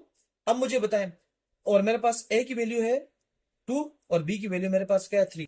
अब मुझे बताएं, जो ए है यानी 2, क्या वो 3 से बड़ा है, क्या 2 वो 3 से छोटा है? और अगर मैं तीसरी प्रॉपर्टी को भी आपके लिए ऐड कर दूं, क्या 2 3 के बराबर है?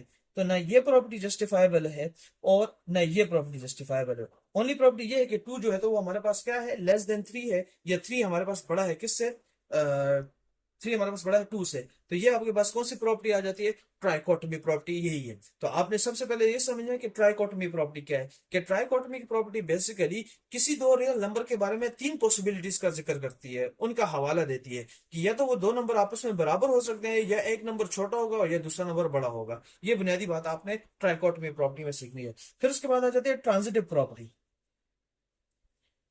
अब ट्रांजिटिव प्रॉपर्टी के बारे में मैंने आपको क्या सिखाया था, इससे पहले ट्रांजिटिव प्रॉपर्टी ऑफ इक्वलिटी में मैंने आपको क्या सिखाया था, कि हवाला कुछ इस तरह होता है कि एक नंबर को दूसरे नंबर से मुंसलिक किया जाएगा, फिर दूसरे को तीसरे के साथ, तीसरे को फिर उठाकर पहले से क्या किया जाएगा, मुंसलिक किया जाएगा। मिसाल के तौर पर आपसे कहा जाएगा कि ए जो है वो बी से छोटा है, फिर आपसे कहा जाएगा कि बी जो है वो छोटा है सी से, और फिर आपने ये देखना होगा कि ए भी किससे छोटा हो जाएगा, सी से छोटा हो जाएगा।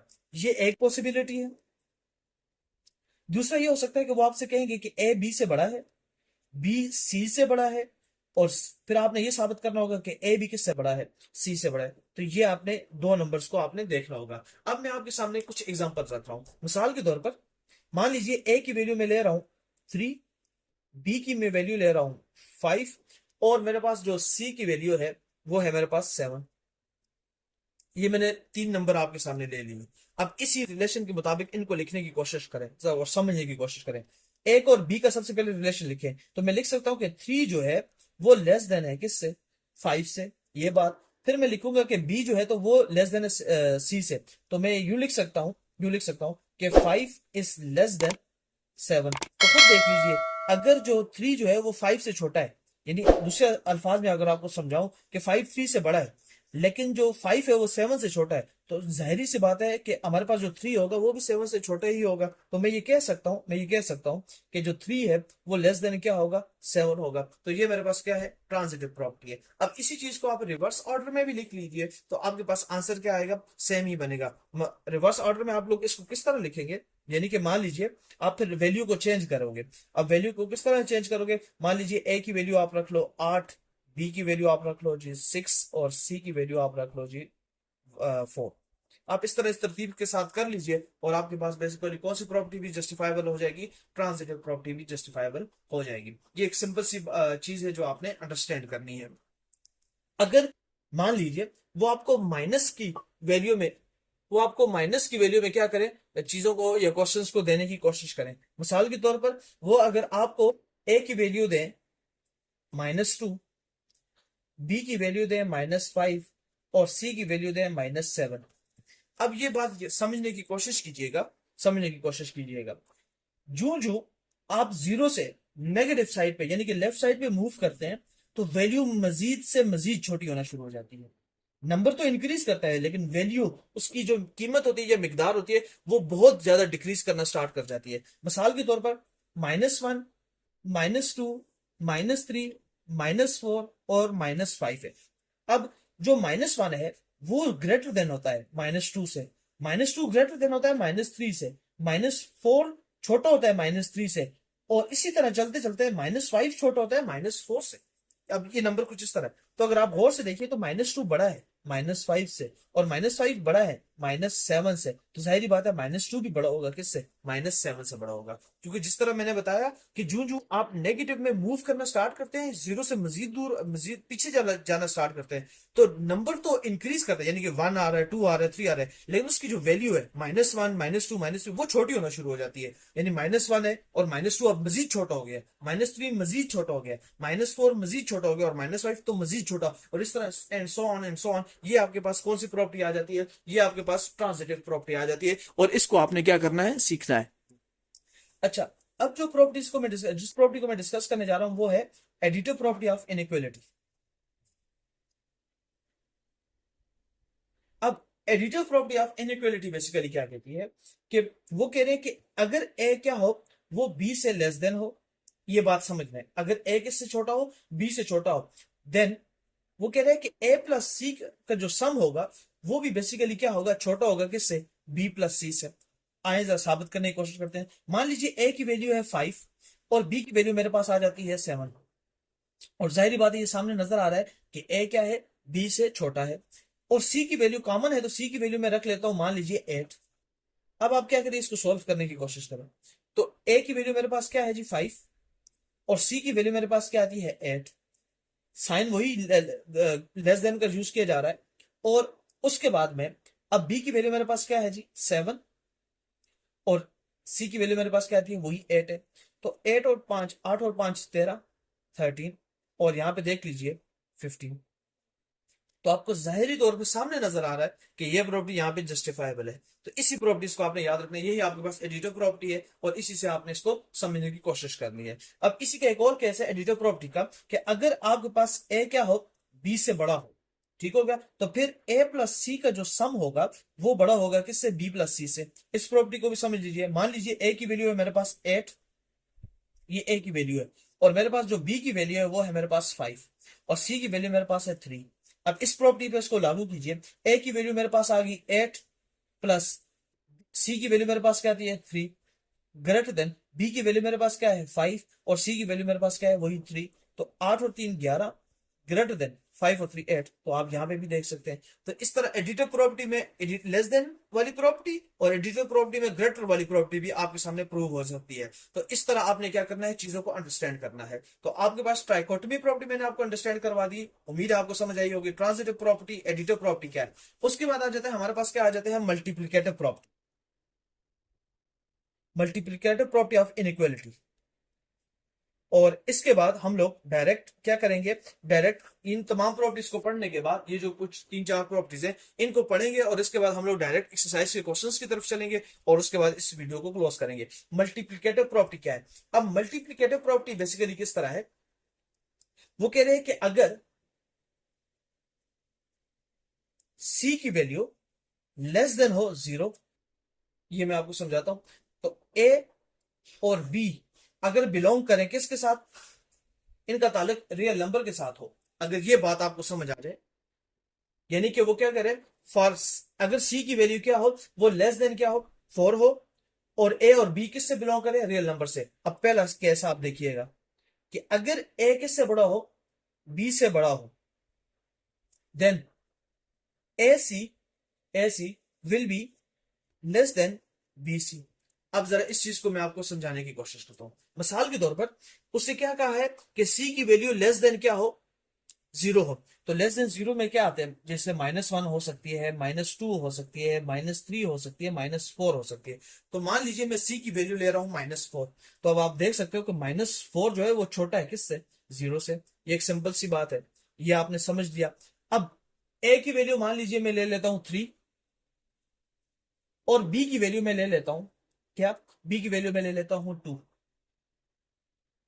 अब गौर से अगर आप देखें तो ये वाली केस भी जस्टिफाइबल है कि ए की वैल्यू क्या है 3 है और वो ग्रेटर देन है किससे, बी की वैल्यू से, और वो क्या है 2 हमारे पास। ये बुनियादी बात। अब आप क्या करें, इसको सॉल्व करने की कोशिश करें।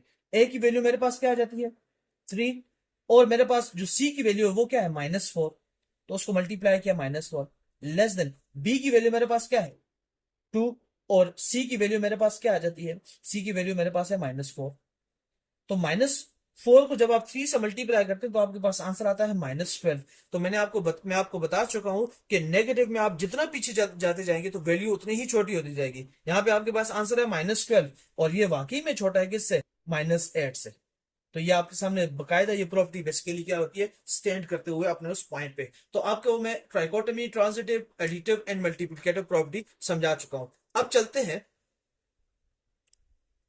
अच्छा अब चलते हैं cancellation with respect to addition. इस प्रॉपर्टी की तरफ समझने की कोशिश करते हैं। ये प्रॉपर्टी बेसिकली क्या कहती है, cancellation with respect to addition. अगर आपको कोई प्रॉपर्टी समझ ना आए तो आप कमेंट सेक्शन में उसके बारे में पूछ सकते हैं। तो मैं उस प्रॉपर्टी के बारे में अलग से एक शॉर्ट सी वीडियो, 5 मिनट की वीडियो या 10 मिनट की वीडियो आपके लिए बनाऊंगा ताकि आपको वो चीज अच्छे से समझ आ जाए। अगर ए प्लस सी का जो सम है वो क्या आ जाए, बी प्लस सी से कम आ जाए, तो फिर जाहिरी बात है देन ए जो है ये याद रखना है अब बी से कम होगा। अब इस बात का मतलब क्या है, सामने जाहिरी बात नजर आए, सी तो दोनों साइड पे कॉमन है। इसका मतलब यह है कि फर्क किन के दरमियान में, ए और बी के दरमियान में ही फर्क है। बुनियादी बात समझे, ए और बी के दरमियान में ही फर्क है, जिसकी वजह से बेसिकली क्या हो रहा है कि यहाँ पे दोनों एक्सप्रेशन आपस में बराबर नहीं आ रही। कैसे, मान लीजिए मेरे पास अगर ए की वैल्यू हो 5 और सी की वैल्यू है मेरे पास 3, सिंपल सी बात। अब याद रखना है कि क्या सर बी की वैल्यू 5 से छोटी होगी, नहीं, क्योंकि जो ग्रेटर देन का साइन है, यानी कि जो साइन की जो एजेस है वो किस की तरफ है, वो जिसकी तरफ होते हैं वही ग्रेटर देन होता है। इसका मतलब ये है सी की वैल्यू तो सेम है दोनों में, इसका मतलब बी की वैल्यू ए से ज्यादा है और वो मेरे पास होगी 5 से ज्यादा। अब 5 से ज्यादा कितनी हो सकती है, वो 6 भी हो सकती है, 6.5 भी हो सकती है, वो 8 भी हो सकती है, वो 9 भी हो सकती है, लेकिन वो 5 नहीं हो सकती, वो 4 नहीं हो सकती, वो 3 नहीं हो सकती। क्योंकि जो साइन है वो साइन आपको बता रहा है कि वैल्यू किसकी ज्यादा है। तो बेसिकली जो राइट हैंड साइड की जो एक्सप्रेशन है, स्टेटमेंट है, उसकी वैल्यू ज्यादा है। As compare to left hand side की। ये बुनियादी बात आपने देखनी है। मैं दोबारा लिख रहा हूं, इस प्रॉपर्टी को समझिएगा। ए प्लस सी लेस देन है, या मैं यूं कहूं कि बी प्लस सी ग्रेटर देन है, किससे? ए प्लस सी से। ये बुनियादी, मैं क्यों कह रहा हूं ग्रेटर देन है? क्योंकि एजेस के आप देख लीजिए, एजेस किस तरफ ज्यादा है, इस तरफ ज्यादा है, इस तरफ दो है और इस तरफ कौन सा आ रहा है? एक आ रहा है। इसलिए याद रखना कि अब क्या सर फिर दोनों तरफ बराबर नहीं आ सकते? नहीं आ सकते, क्योंकि सी की वैल्यू तो दोनों के लिए सेम है। इसका मतलब है कि जो वैल्यू में फर्क आ रहा है वो ए और बी की वैल्यू में फर्क आ रहा है। तो ए की वैल्यू 5, सी की वैल्यू 3 है, और मान लीजिए बी की वैल्यू 8 है। तो अब आप इसे सोल्व करके देख लीजिए, 5 प्लस 3 लेस देन, और 8 प्लस 3, तो आपके पास 5 3 8 आ रहा है, लेस देन 11। ये आपके पास बुनियादी बात आपने समझ ली है, और इसी के जरिए आप क्या कर सकते हैं? मुख्तलिफ प्रॉपर्टीज को अंडरस्टैंड करने की कोशिश कर सकते हैं। अब डायरेक्ट चलते हैं हम लोग एक्सरसाइज 1.1 के सॉल्यूशन की तरफ, और ये बहुत जरूरी है, आपने इसको अंडरस्टैंड करने की कोशिश करनी है। अच्छा, अब आ जाते हैं एक्सरसाइज 1.1 के सॉल्यूशन की तरफ। वो तमाम जिन्होंने मेरा ये जो इससे पहले वाला लेक्चर था, यानी कि इस एक्सरसाइज के सॉल्यूशन से पहले, अगर उन्होंने वो लेक्चर देखा है तो उनको ये एक्सरसाइज सॉल्व करने में कोई प्रॉब्लम नहीं होगी, क्योंकि वो तमाम प्रॉपर्टीज, वो तमाम बुनियादी बातें कि जिनके जरिए आप किसी नंबर को रैशनल इररेशनल कह सकते हैं, किसी नंबर को कौन सी प्रॉपर्टी है, properties of equality, inequality, disjoint set, exhaustive sets कौन कौन से होते हैं, रिफ्लेक्सिव प्रॉपर्टी क्या होती है, वो तमाम की तमाम प्रॉपर्टीज के बारे में, वो तमाम की तमाम एक्सप्रेशन के बारे में मैं बुनियादी बातें कर चुका हूँ। अब उसके बाद इसके सॉल्यूशंस की तरफ आते हैं, और मैं साथ में हर एक सॉल्यूशन का रैशनल दूंगा आपको कि मैं इसको क्यों बेसिकली कह रहा हूं। आपकी एक्सरसाइज का पहला क्वेश्चन है, और क्वेश्चन क्या पूछा हुआ है कि वो आपसे पूछते हैं कि represent each number on the number line. आपने नंबर लाइन पर आपने क्या करना है? ईच नंबर को, जो आपको एक्सरसाइज में दिया गया है, उसको आपने क्या करना है? ईच नंबर को नंबर लाइन पे क्या करना है? रिप्रेजेंट करना है। अब आपने रिप्रेजेंट कैसे करना है? पहला क्वेश्चन देखिएगा, 3/4। एक बुनियादी बात समझिएगा, आपके पास जब भी डिवीजन का कोई क्वेश्चन आए, मिसाल के तौर पर 1/2, 2/3, 4/2, जब भी आपको इस तरह कोई क्वेश्चन नजर आए तो आपने एक चीज देखनी है। एक होता है डिवीजन के ऊपर जो आपके पास मौजूद होता है, उसे कहते हैं नोमिनेटर, और जो डिवीजन के नीचे होता है उसे कहते हैं डिनोमिनेटर। अब एक बुनियादी बात याद रखनी है, जब भी आपके पास, ये एमसीक्यूज के लिए याद रखना है, मैं नोमिनेटर को रिप्रेजेंट करूंगा कैपिटल एन से। अगर आपके पास नोमिनेटर ग्रेटर देन हो, यानी उसकी वैल्यू ज्यादा हो, किससे? डिनोमिनेटर को मैं रिप्रेजेंट कर रहा हूं डी से। नोमिनेटर ग्रेटर देन हो किससे? डिनोमिनेटर से। तो हमेशा याद रखना है, आपके पास जो आंसर होगा वो ग्रेटर देन क्या होगा? 1 होगा। सिंपल सी बात आपने याद रखनी है। दोबारा बता रहा हूं, नोमिनेटर अगर बड़ा हो किससे? डिनोमिनेटर से, तो आपके पास आंसर हमेशा 1 से ज्यादा आएगा। मिसाल के तौर पर 4 है, इसको डिवाइड करें 2 पर, तो 4 मेरे पास क्या है? नोमिनेटर है, और डिनोमिनेटर मेरे पास क्या है? 2 है। तो नोमिनेटर बड़ा है किससे? डिनोमिनेटर से। आप सोल्व करके देखोगे, आप आंसर आपके पास क्या आएगा? 2। जब आंसर आपके पास 2 आ रहा है तो वो ग्रेटर देन क्या है? हमारे पास 1 है। इसलिए एक चीज आपको समझनी है, अगर आपके पास नोमिनेटर और डिनोमिनेटर आपस में क्या हो? बराबर हो, तो आपके पास आंसर हमेशा क्या आएगा? 1। मिसाल के तौर पर 2/2, तो आपके पास आंसर क्या आएगा? हमेशा 1। या 4/4, आपके पास आंसर क्या आएगा? 1। तीसरा केस,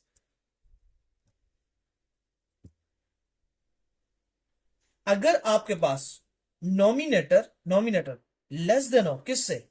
डिनोमिनेटर से, तो याद रखना है आंसर 0 पॉइंट समथिंग इस तरह आएगा, पॉइंट में आएगा, 0 पॉइंट समथिंग 1, 0 पॉइंट समथिंग आएगा। या आप यूं कह सकते हैं, और मैं आपके लिए सिंप्लीफाई कर लूं, आपके पास आंसर 1 से कम आएगा, लेस देन 1 आएगा।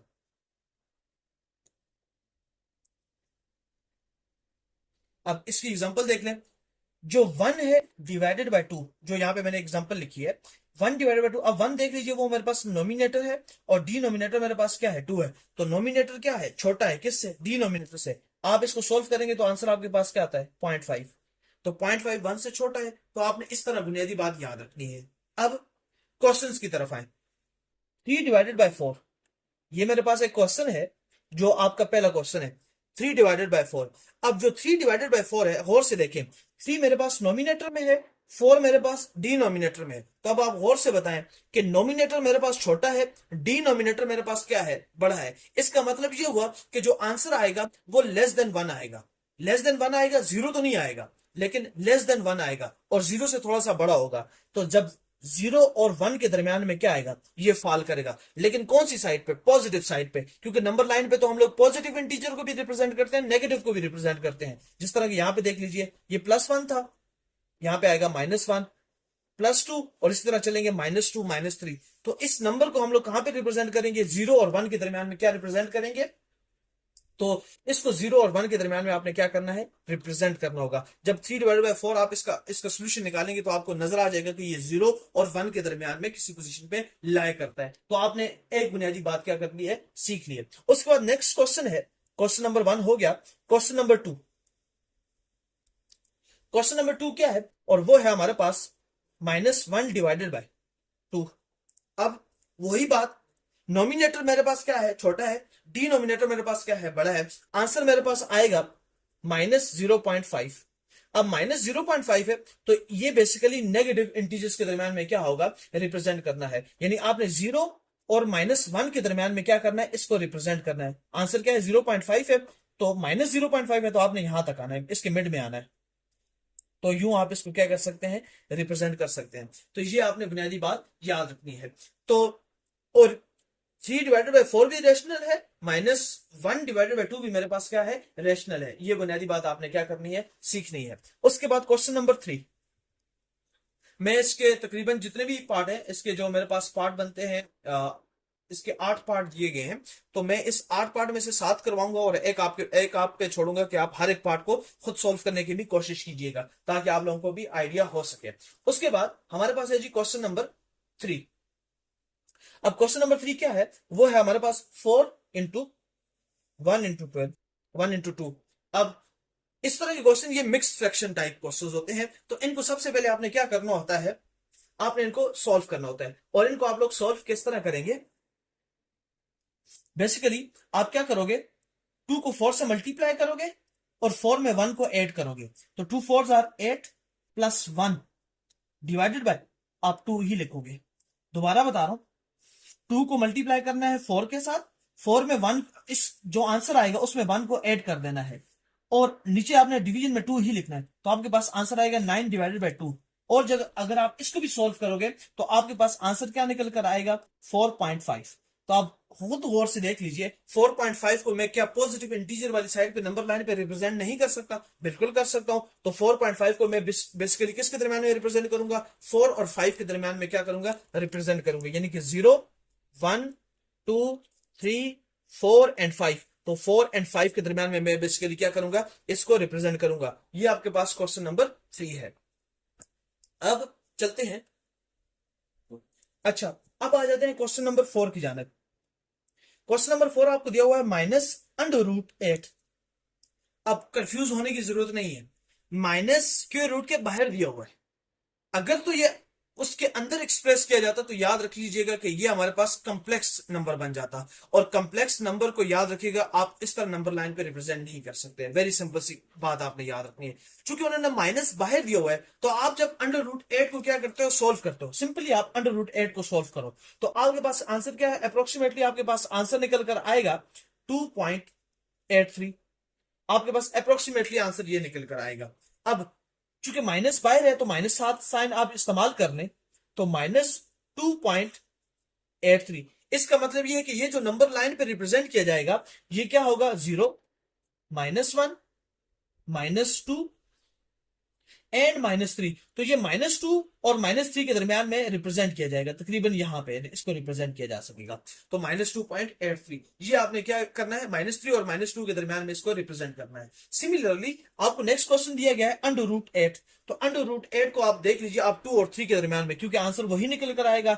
√8 किसके बराबर आता है, √8 आपके पास अप्रोक्सीमेटली बराबर आता है 2.83 के दरमियान के बराबर आता है। और 2.83 को अगर आप रिप्रेजेंट करना चाहो, आप 2 और 3 के दरमियान में क्या करोगे, रिप्रेजेंट कर सकते हो। दरमियान में नहीं, बेसिकली आपको थोड़ा सा 3 की तरफ ज्यादा मूव करना पड़ेगा और 3 के करीब होगा ये नंबर। ये आपने बुनियादी बात क्या करनी है समझिए। उसके बाद आ जाता है आपके पास क्वेश्चन नंबर 6, ये 4 और ये 5। उसके बाद आ जाता है क्वेश्चन नंबर 6। अब क्वेश्चन नंबर 6 क्या है आपके पास, -4 × 1 / 2।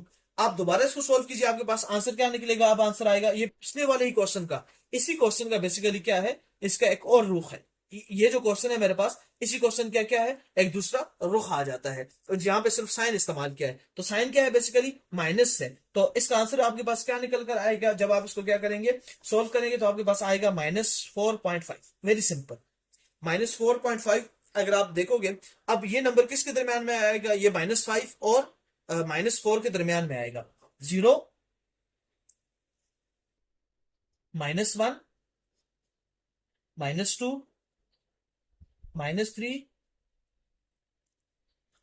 -4 एंड -5, और इसके दरमियान में आपके पास क्या आ जाएगा, -4.5 आ जाएगा। ये बुनियादी बात आपने सीखनी है। और आपके पास ये भी रैशनल नंबर है, इससे पहले वाला भी रैशनल नंबर है, और उससे आगे वाला भी आपके पास क्या है, रैशनल नंबर ही कहलाता है। उसके बाद आ जाता है हमारे पास नेक्स्ट क्वेश्चन, क्वेश्चन नंबर 7।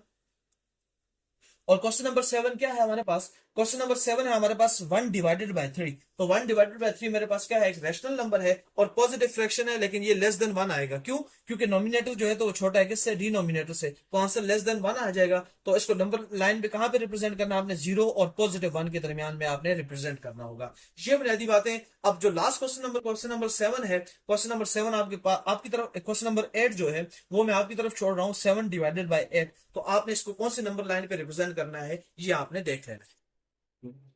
अच्छा, अब आ जाते हैं एक्सरसाइज 1.1 का ही, उसका पार्ट 2 है। और उसमें आपसे पूछा जा रहा है कि identify the property that justifies, कि वो कौन सी प्रॉपर्टी इस इक्वेशन पे लागू होती है। तो सबसे पहले बड़े आसानी के साथ, बिल्कुल परेशान होने की जरूरत नहीं है। आप अगर गौर से देखो तो इसके दरमियान में जो साइन इस्तेमाल किया गया है वो कौन सा साइन है, इक्वेलिटी का साइन है। तो आपको मैंने इक्वेलिटी की 6 आपको मैंने पढ़ा दी है, कौन सी, आपको प्रॉपर्टीज पढ़ाई हैं। अब उसमें मल्टीप्लिकेटिव प्रॉपर्टी भी होती थी, मुख्तलिफ प्रॉपर्टीज में आपको पढ़ा चुका हूं। अब मल्टीप्लिकेटिव आइडेंटिटी को याद करें, मल्टीप्लिकेटिव आइडेंटिटी। अब मल्टीप्लिकेटिव आइडेंटिटी प्रॉपर्टी क्या थी, जरा आप लोग रिकॉल करें। मल्टीप्लिकेटिव आइडेंटिटी प्रॉपर्टी ये आपको कहती थी कि आपने किसी रियल नंबर के साथ, ये मेरे पास एक रियल नंबर है, इस रियल नंबर के साथ ऐसा नंबर मल्टीप्लाई करना है कि आपके पास आंसर वही रहे। तो मैंने इसको किस नंबर से मल्टीप्लाई किया, 1 के साथ मल्टीप्लाई किया। तो जब मैंने उसको 1 के साथ मल्टीप्लाई किया तो मेरे पास आंसर क्या आ जाएगा, आंसर वही आया। आंसर क्या है मेरे पास, y-2।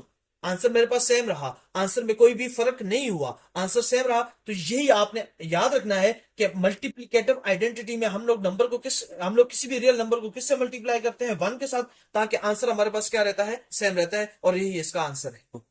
अच्छा, अब आ जाते हैं अब ये आपके पास एक इक्वेशन दी गई है और आपसे पूछा गया है कि ये कौन सा है। अब आप दोबारा रिकॉल करें, एक प्रॉपर्टी आपको मैंने करवाई थी, और वो प्रॉपर्टी आपके पास थी मल्टीप्लिकेटिव इनवर्स। अब सर आपको कैसे पता चल रहा है कि आप मल्टीप्लिकेटिव लगा रहे हैं, आप एडिटिव क्यों नहीं लगा रहे। 0.2 के साथ मल्टीप्लाई हो रहा है 5, प्लस नहीं हो रहा। जब मल्टीप्लाई होगा तो लफ्ज में कौन सा इस्तेमाल करूंगा, मल्टीप्लिकेटिव। अब इसमें से इनवर्स क्यों कह रहा हूं, मल्टीप्लिकेटिव इनवर्स की प्रॉपर्टी क्या थी, ये वो प्रॉपर्टी थी जो आपको ये बता रही थी कि आप किसी भी रियल नंबर के साथ ऐसा नंबर मल्टीप्लाई करो कि आपके पास आंसर क्या आ जाए, 1 आ जाए। अब जरा मल्टीप्लिकेटिव इनवर्स यही तो था। 0.2 को गौर से अगर आप देखो तो आपके पास ये आंसर आता है 1/5 मल्टीप्लाई बाय 5। तो आपके पास आंसर क्या आ जाएगा, 1। तो यही बेसिकली आपके पास प्रॉपर्टी है। तो इस यहां पे इस क्वेश्चन में जो प्रॉपर्टी लागू हो रही है वो कौन सी है, मल्टीप्लिकेटिव इनवर्स। अच्छा, अब आपके पास एक क्वेश्चन नंबर 3 है। क्वेश्चन नंबर 3 क्या है, x+2 + y = y + x+2। अब आपके पास ये कौन सी प्रॉपर्टी है, जरा गौर से देखिएगा, क्या ये वही प्रॉपर्टी है कि नहीं है। a + b + c = a + b + c। तो जरा रिकॉल कीजिए ये कौन सी प्रॉपर्टी है। ये प्रॉपर्टी आपके पास कौन सी थी, ये प्रॉपर्टी आपके पास थी कम्यूटेटिव प्रॉपर्टी। जरा गौर से रिकॉल करें, ये आपके पास कम्यूटेटिव प्रॉपर्टी ऑफ एडिशन है। यही तो बुनियादी बात आपने सीखनी है। आपके पास एक एक्सप्रेशन दी हुई, ये भी आपके पास एक रियल नंबर है, उसमें एक दूसरा रियल नंबर ऐड किया हुआ है। कम्यूटेटिव प्रॉपर्टी ऑफ एडिशन भी आपको यही बताती थी कि ऑर्डर को चेंज आप कर लीजिए, ऑर्डर से कोई असर नहीं पड़ेगा, आपके पास वैल्यूज का आंसर क्या होगा, कांस्टेंट होगा। तो इस क्वेश्चन में कौन सी प्रॉपर्टी लागू हो रही है, कम्यूटेटिव प्रॉपर्टी ऑफ एडिशन लागू हो रही है। अच्छा, आपके पास क्वेश्चन नंबर 4 है, और क्वेश्चन नंबर 4 आपको दिया हुआ -3b और +3b। आंसर आपके पास क्या आ रहा है, 0। तो सिंपल सी बात है, इसमें कुछ आपको सोचने की जरूरत नहीं है। दोनों के दरमियान में साइन कौन सा है, प्लस का आ रहा है, एडिटिव प्रॉपर्टी है। लेकिन कौन सी एडिटिव प्रॉपर्टी है, इनवर्स एडिटिव प्रॉपर्टी है। अब इनवर्स क्यों मैं कह रहा हूं, क्योंकि मैंने इनवर्स एडिटिव इनवर्स में आपको क्या पढ़ाया था कि आपके पास जब भी आप दो नंबर को आपस में इस तरह ऐड करें कि आपके पास आंसर क्या आ जाए, 0 आ जाए, तो आपके पास ये एडिटिव इनवर्स प्रॉपर्टी ही कहलाती है। -3b है, उसका एडिटिव इनवर्स क्या होगा, +3b, या +3b है, उसका एडिटिव इनवर्स क्या होगा, -3b। तो ये आपने क्या करनी है, याद रखनी है। अच्छा, अब आ जाते हैं क्वेश्चन नंबर 5 पे, जो पार्ट एक्सरसाइज 1.1 का पार्ट 2 का पार्ट 5 है। अब आपसे पूछ रहे हैं कि x+5 -1 is equal to x+5 -1। आपसे पूछा जा रहा है कि ये बताएं इस पे कौन सी प्रॉपर्टी लागू हो रही है। तो ये आपके पास सादा अल्फाज में अगर मैं बताऊं कि ये कम्यूटेटिव प्रॉपर्टी नहीं है, तो अब आप लोगों पे है कि इस पे कौन सी प्रॉपर्टी लागू होती है, ये आपने मुझे बताना है। लास्ट वन, इसी क्वेश्चन का लास्ट वन पार्ट है। आने आने आने कैसी आने अच्छा, अब लास्ट पार्ट आ जाता है इस एक्सरसाइज 1.1 के पार्ट 2 के लास्ट पार्ट में की तरफ मैं आ चुका हूं। -3 2 y is equal to -6 + 3y। तो आपसे पूछेंगे कि बताएं इस पे कौन सी प्रॉपर्टी लागू होती है। तो सिंपल सी बात है, -3 को देख लीजिए, सॉल्व कीजिए इसको। उन्होंने, आपको याद होगा मैंने आपको एक प्रॉपर्टी करवाई थी, distributive property, distributive property over addition, ये मैं करवा चुका हूं। जिन्होंने वो लेक्चर्स अच्छे से समझे हैं, उनको देखा है कि कौन से क्वेश्चन पूछे गए, उनको ये चीजें बहुत आसान लगेंगी। डिस्ट्रीब्यूटिव प्रॉपर्टी ओवर एडिशन, उसमें मैं आपको बता चुका हूं कि क्या किया जाता है कि किसी नंबर को, जो रियल नंबर होता है, उसको एक इंडिविजुअल एक्सप्रेशन के साथ मल्टीप्लाई करना होता है। तो -3 को 2 के साथ मल्टीप्लाई करो तो आंसर आपके पास क्या आएगा, -6। फिर माइनस को माइनस से मल्टीप्लाई किया तो आंसर आ गया आपके पास प्लस। फिर -3 को जब y से मल्टीप्लाई किया तो आप जरा और से देखिए, 3 और y, तो आपके पास आ जाएगा 3y। तो ये आपने क्या करना है, याद रखना है। और इस तरह आपके बेसिकली एक्सरसाइज 1.1 के पार्ट 2 के तमाम पार्ट्स में क्लियर कर चुका हूं। अच्छा, अब आ जाते हैं एक्सरसाइज 1.1 पार्ट 3 के पार्ट 1 की तरफ आ जाते हैं। आपसे क्वेश्चन पूछा हुआ है कि कहा गया है कि x जो है वो <0 है। अब <0 से बेसिकली मुराद उसके वो तमाम नेगेटिव नंबर्स हैं जो आपके पास लेफ्ट हैंड साइड पे आते हैं। मिसाल के तौर पर 0 की तरफ आप चले जाएं और 0 से आपके पास -1 आते हैं, -2 भी आता है, -3 है, -4 है, -5 है, -6 है, -7 है, -8 है, -9 है, -10 है, एंड सो ऑन। इस तरह बेसिकली क्या है, आपके पास नंबर आते हैं। तो ये बेसिकली क्या कर रहा है, उन तमाम नंबर्स को रिप्रेजेंट कर रहा है। अच्छा, अब आ जाते हैं क्वेश्चन नंबर 2 की जानिब। क्वेश्चन नंबर 2 क्या लिखा हुआ है, -3। अब इसको पढ़ते कैसे, कुछ बच्चे यहां से इसको रीड करने की कोशिश करते हैं और कुछ बच्चे यहां से उसको रीड करने की कोशिश करते हैं। गलत, रीड करना है आपने इसी पॉइंट से। आपके पास बेसिक पॉइंट यही होगा और यहीं से आपने इसको कंक्लूड करने की कोशिश करनी है। क्या पढ़ेंगे आप चाहे इस तरफ पहले पढ़ लें या इस तरफ पढ़ लें, वो मकसद नहीं है। मकसद क्या है कि आपने कौन सी पोजीशन पे रह के पढ़ना है, वो एक्स ही होगा। अब क्या कहोगे कि एक्स की जो वैल्यू है वो 3 से क्या है, छोटी है। इसका मतलब ये है कि 3 से कम पे आपने आना है। तो 3 से कम पे कैसे आना है, यानी कि 3 से नीचे आते जाएंगे और नीचे आएंगे 0 तक आना है। लेकिन आपने एक्स को बड़ा कहां तक रखना है, -3 तक रखना है। इसका मतलब ये है कि आपने -3 से स्टार्ट करना है, तो -2 आएगा, -1 आएगा, 0 आएगा, +1 आएगा, +2 आएगा और 3, यहां तक आपने नंबर को रिप्रेजेंट करना है। ये बुनियादी बात आपने समझनी है। अब इसी तरह आपने क्या करना है, समझना है। दोबारा बता रहा हूं, x जो है वो <3 है, यानी कि 3 से कम होगा। 3 से कम है तो 2 है, 1 है। आपने 3 के तरफ पीछे रखना है, उससे पहले, उससे आगे नहीं जाना, यानी 4 की तरफ नहीं जाना, 5 की तरफ नहीं जाना, 3 से पीछे आना है और -3 से बढ़ाना है, क्योंकि जो दो एजेस हैं वो किसकी तरफ है, यहाँ पे x की तरफ है, लेकिन यहाँ पे दो एजेस 3 की तरफ है। इससे मुराद क्या निकलता है कि 3 से तो कम है, +3 से तो कम है, लेकिन -3 से ज्यादा है। तो इस तरह बेसिकली क्या होगा, आपके पास वो नंबर आएगा। अच्छा, अब आ जाते हैं क्वेश्चन नंबर 3 की जानब। यहां पे और कुछ नहीं, सिर्फ आपने ये बात याद रखनी है, यहां पे साइन इस्तेमाल किया है ग्रेटर देन, और साथ में एक और एरो इस्तेमाल की है, जो है आपके पास, आपको एक बार नजर आ रही होगी। लेकिन ये इसको पढ़ेंगे कैसे कि x की जो वैल्यू है वो ग्रेटर और इक्वल टू -8 है। मतलब क्या, -8 से आगाज हो रहा है, वहां पे याद रखना है 3 से कम रखना था। यहां पे -8 ही होगा, -8 शामिल होगा, यहां पे 3 शामिल नहीं होगा, यहां -3 शामिल नहीं था। ये मैं पहले वाले क्वेश्चन की बात कर रहा हूं, वहां पे -3 और 3 शामिल नहीं है, उनके दरमियान की बात हो रही है। 2 की बात हो रही है, 1 की बात हो रही है, 0 की बात हो रही है, -1 और -2 की बात हो रही है। -3 और 3 इंक्लूड नहीं है, लेकिन यहां पे -8 इंक्लूड होगा। फिर उसके बाद आपने -7 लिखना है, -6 लिखना है, -5 लिखना है, -4 लिखना है, -3 लिखना है, -2, -1, 0 एंड सो ऑन। पॉजिटिव में आप इंफिनिटी तक जाएंगे, यानी कि जहां तक आप जा सकते हैं। तो ये बेसिकली इस क्वेश्चन का क्या है, पार्ट है, और आपने इसी तरह इसको समझना है। अच्छा, अब ये क्वेश्चन है x इज लेस देन -3। अब x की वैल्यू -3 से कम है। अब जरा गौर से देखिएगा, 0, -1 बड़ा है, -2 छोटा है, -3 छोटा है, और इस तरह चलते जाएंगे आप। तो बेसिकली ये उन तमाम नंबर्स को, जो नंबर्स -3 के लेफ्ट साइड पे आ रहे हैं, यानी अगर मैं -3 को यहां पे ऐसे मान लू, ओरिजिन मान लू, और -3 के लेफ्ट साइड पे जो आ रहे हैं, यानी -4, -5, -6, -7, क्योंकि -4 छोटा है -3 से, साइन वेरीफाई कर रहा है। लेस देन -3, तो -3 से छोटा है -4, -4 आगे फिर छोटे होते जा रहे हैं, -5, -6 छोटा है, -7 छोटा है, एंड सो ऑन, आप इसको रिप्रेजेंट करेंगे। अच्छा, लास्ट पार्ट आ जाता है, और ये एक्सरसाइज 1.1 का पार्ट 3 कर लो, जो लास्ट पार्ट है, उसमें क्वेश्चन दिया हुआ है -4। अब इसको फिर देखिएगा, पढ़ने का तरीका, बच्चे कुछ इसी तरह पढ़ते हैं, इस तरह नहीं पढ़ना।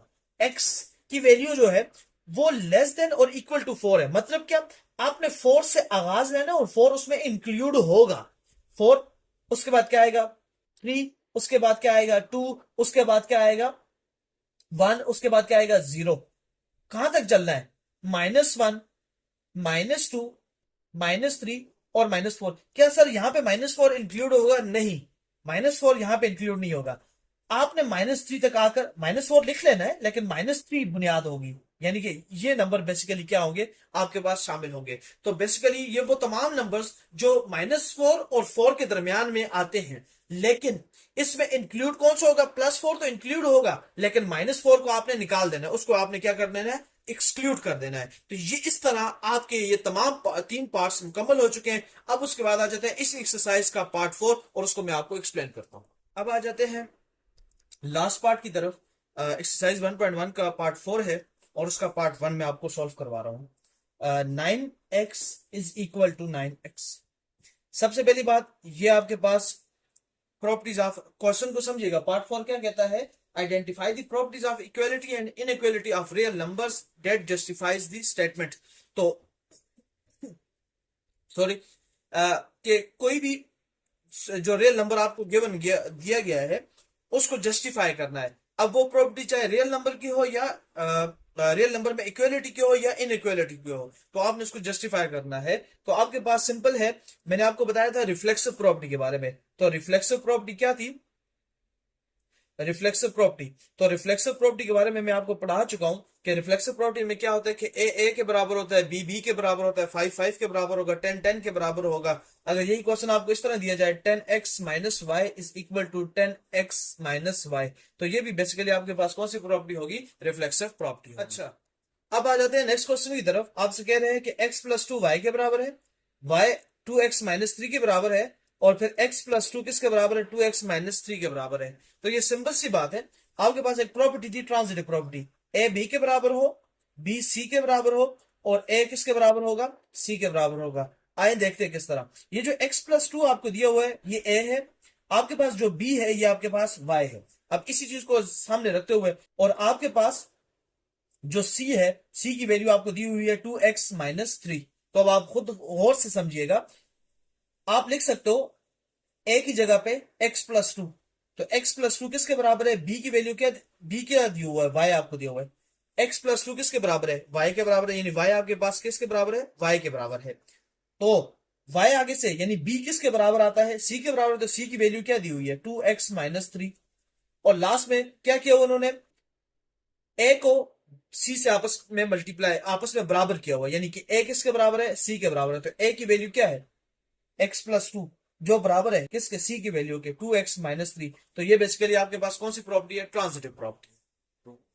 अच्छा, अब आपके पास एक और क्वेश्चन है, 2x+3 is equal to y, then y is equal to 2x+3। तो ये बेसिकली आपके पास कौन सी प्रॉपर्टी है, मैं ये तमाम प्रॉपर्टीज बड़े अच्छे से पढ़ा चुका हूँ, सिमेट्रिक प्रॉपर्टी। अब सिमेट्रिक प्रॉपर्टी में क्या था, सिमेट्रिक प्रॉपर्टीज आपको यही बता रही थी, मैं आपको ये चीज बड़े अच्छे से एक्सप्लेन कर चुका हूं। सिमेट्रिक प्रॉपर्टी बेसिकली आपको क्या बता रही थी, सिमेट्रिक प्रॉपर्टी आपको यही बता रही थी कि अगर एक क्वांटिटीज इक्वल है किसके, दूसरी क्वांटिटी के, तो फिर वही जो सेकंड क्वांटिटी है वो फर्स्ट के ही इक्वल हो जाती है। मिसाल के तौर पर अगर ए बी के बराबर हो तो बी किसके बराबर हो जाएगा, ए के बराबर होगा। तो यही आपके पास सिमेट्रिक प्रॉपर्टी। अच्छा, अब आ जाते हैं क्वेश्चन नंबर 4 की तरफ। आपके पास है 3 इज लेस देन 4, जाहिर सी बात है, लेकिन अब ये पॉइंट समझने का, देन -3 इज ग्रेटर देन -4। अब आपके पास ये जो प्रॉपर्टी है, ये है आपके पास प्रॉपर्टी ऑफ इनइक्वालिटी। अब उस प्रॉपर्टी ऑफ इनइक्वालिटी में एक चीज थी, वो चीज क्या थी कि अगर आप मान लीजिए आपके पास इनइक्वालिटी हो, 3 इज, जैसे देख लीजिए 3 इज लेस देन 4, लेकिन आपको पढ़ाया जा चुका है कि अगर आप क्या करें, दोनों तरफ नेगेटिव साइन को मल्टीप्लाई कर दें, दोनों तरफ क्या करें, नेगेटिव साइन को मल्टीप्लाई करें, तो आपके पास जो इनइक्वालिटी है वो रिवर्स हो जाती है। वो रिवर्स कैसे हो जाती है, जरा समझिएगा। जाहिरी तौर पे 3 जो है वो 4 से छोटा होता है, ये जाहिरी बात है, ये सबको यूनिवर्सल बात है। लेकिन अगर मैं लिखूं -3 और -4, तो अब आपको पता होना चाहिए, क्योंकि मैंने दोनों तरफ इनइक्वालिटी के दोनों तरफ नेगेटिव साइन को मल्टीप्लाई किया, नेगेटिव नंबर को मल्टीप्लाई किया है, तो फिर याद रखना है कि आपके पास जो इनइक्वालिटी थी वो भी रिवर्स हो जाएगी। यहां पे जो साइन था, उस साइन को आप ये देख लीजिए, लेस देन का साइन है, लेकिन जैसे ही मैंने इन दोनों इनइक्वालिटी के दोनों तरफ, इस इनइक्वालिटी के दोनों तरफ जब नेगेटिव साइन मल्टीप्लाई किया, तो ये जो इनइक्वालिटी की जो साइन था ये रिवर्स हो जाएगा। ये पहले लेस देन था, अब ये बन जाएगा क्या, ग्रेटर देन। ये आपने बुनियादी बात सीखनी है। तो इसलिए आपके पास ये कौन सी प्रॉपर्टी है, प्रॉपर्टी ऑफ इनइक्वालिटी। अच्छा, अब आपके पास नेक्स्ट क्वेश्चन है, 2y+2w is equal to p is equal to 50 और 2y+2w इज इक्वल टू 50। तो ये बेसिकली कौन सी प्रॉपर्टी है, ये आपको जाहिरी तौर पे नजर आ रही है, बिल्कुल सिंपल है, इसमें कोई कंफ्यूजन नहीं होनी चाहिए, ट्रांजिटिव प्रॉपर्टी। अब आप कहोगे कि सर किस तरह ट्रांजिटिव प्रॉपर्टी है, तो याद करें, ए बी के बराबर हो, ये पूरी की पूरी एक्सप्रेशन ए है, और ये आपके पास क्या है, बी है। तो ए बी के बराबर है, तो ये बी है कि नहीं है, बी किसके बराबर है, आगे से सी के बराबर है। तो ये देख लीजिए, बी किसके बराबर होता है, सी के, तो फिर ए किसके बराबर आएगा, सी के बराबर आएगा। तो ए की वैल्यू क्या है, 2y+2w, वो बराबर है किसके, सी के बराबर है, सी की वैल्यू क्या है, 50। तो ये आपके पास ट्रांजिटिव प्रॉपर्टी। अच्छा, आपके पास एक और इनइक्वालिटी की प्रॉपर्टी है, वैल्यू देखिएगा, x+4 ग्रेटर देन y+4। मैं आपको ये पढ़ा चुका हूं। आपके पास देखिए ये नंबर कॉमन है, इसका मतलब ये है कि x जो है, x+y जो बड़ा है y+4 से, वो इसी बुनियाद पे बड़ा हो सकता है, क्योंकि x जो है तो वो y से बड़ा होना चाहिए। ये एक सिंपल सी बात है। तो इस प्रॉपर्टी का नाम क्या है, subtraction property of inequality. Basically क्या हुआ है कि हमने इक्वल अमाउंट को सब्ट्रैक्ट किया है। मैं और सादा अल्फाज में आपसे कहूं कि ये बेसिकली प्रॉपर्टी जस्टिफाइबल भी बनती है। कैसे, देखिए, x जो है वो 5 होगा +4, तो आपके पास आंसर क्या आएगा, 9, और y की वैल्यू 5 से तो कम ही होनी चाहिए, तो वो कितनी होगी, मान लीजिए 3, तो 3 + 4 क्या आता है आपके पास आंसर 7, तो 9 इज ग्रेटर देन 7। तो ये बेसिकली कौन सी प्रॉपर्टी है, सब्ट्रैक्शन प्रॉपर्टी ऑफ इनइक्वालिटी। तो इस तरह अभी इसके दो पार्ट रहते हैं, question number 7 and question number 8। वो दो पार्ट मैं आप लोगों पे छोड़ रहा हूं। क्वेश्चन नंबर 7 के बारे में आपको सादा अल्फाज में बता दूं तो ट्रांजिटिव प्रॉपर्टी है। आप लोगों ने मुझे कमेंट सेक्शन में बताना है कि सर वो ट्रांजिटिव प्रॉपर्टी क्या है, किस तरह है। और जो आपके पास क्वेश्चन नंबर 8 है, उसमें जो प्रॉपर्टी आती है वो भी सब्ट्रैक्शन ऑफ इनइक्वालिटी ही आती है। अगर आप गौर से देखोगे तो -18 और -16 में से बराबर मिकदार में क्या किया गया है, एक खास अमाउंट को क्या किया गया, सब्ट्रैक्ट किया गया है, और वो मैं आप पे छोड़ रहा हूं कि आपने उसको किस तरह देखना है। सब्ट्रैक्शन प्रॉपर्टी ऑफ इनइक्वालिटी है, और इस तरह मैंने आपके सामने एक्सरसाइज 1.1 का सॉल्यूशन से पहले मैंने उसकी तमाम प्रॉपर्टीज को आपके सामने डिस्कस किया है। जो प्रॉपर्टी अगर मुझसे कोई मिस हुई है तो आप कमेंट सेक्शन में बता सकते हैं। होप सो आपको ये लेक्चर पसंद आया होगा, आपने इसको समझा होगा। अगर कोई भी क्यूरी हो बिला झिझक इससे कि कोई क्या कहेगा, आप मुझसे डायरेक्ट जो है तो आप कमेंट सेक्शन में पूछे, मैं आपको कमेंट सेक्शन में आपकी क्यूरीज को सॉल्व करने की कोशिश करूंगा। Thank you so much.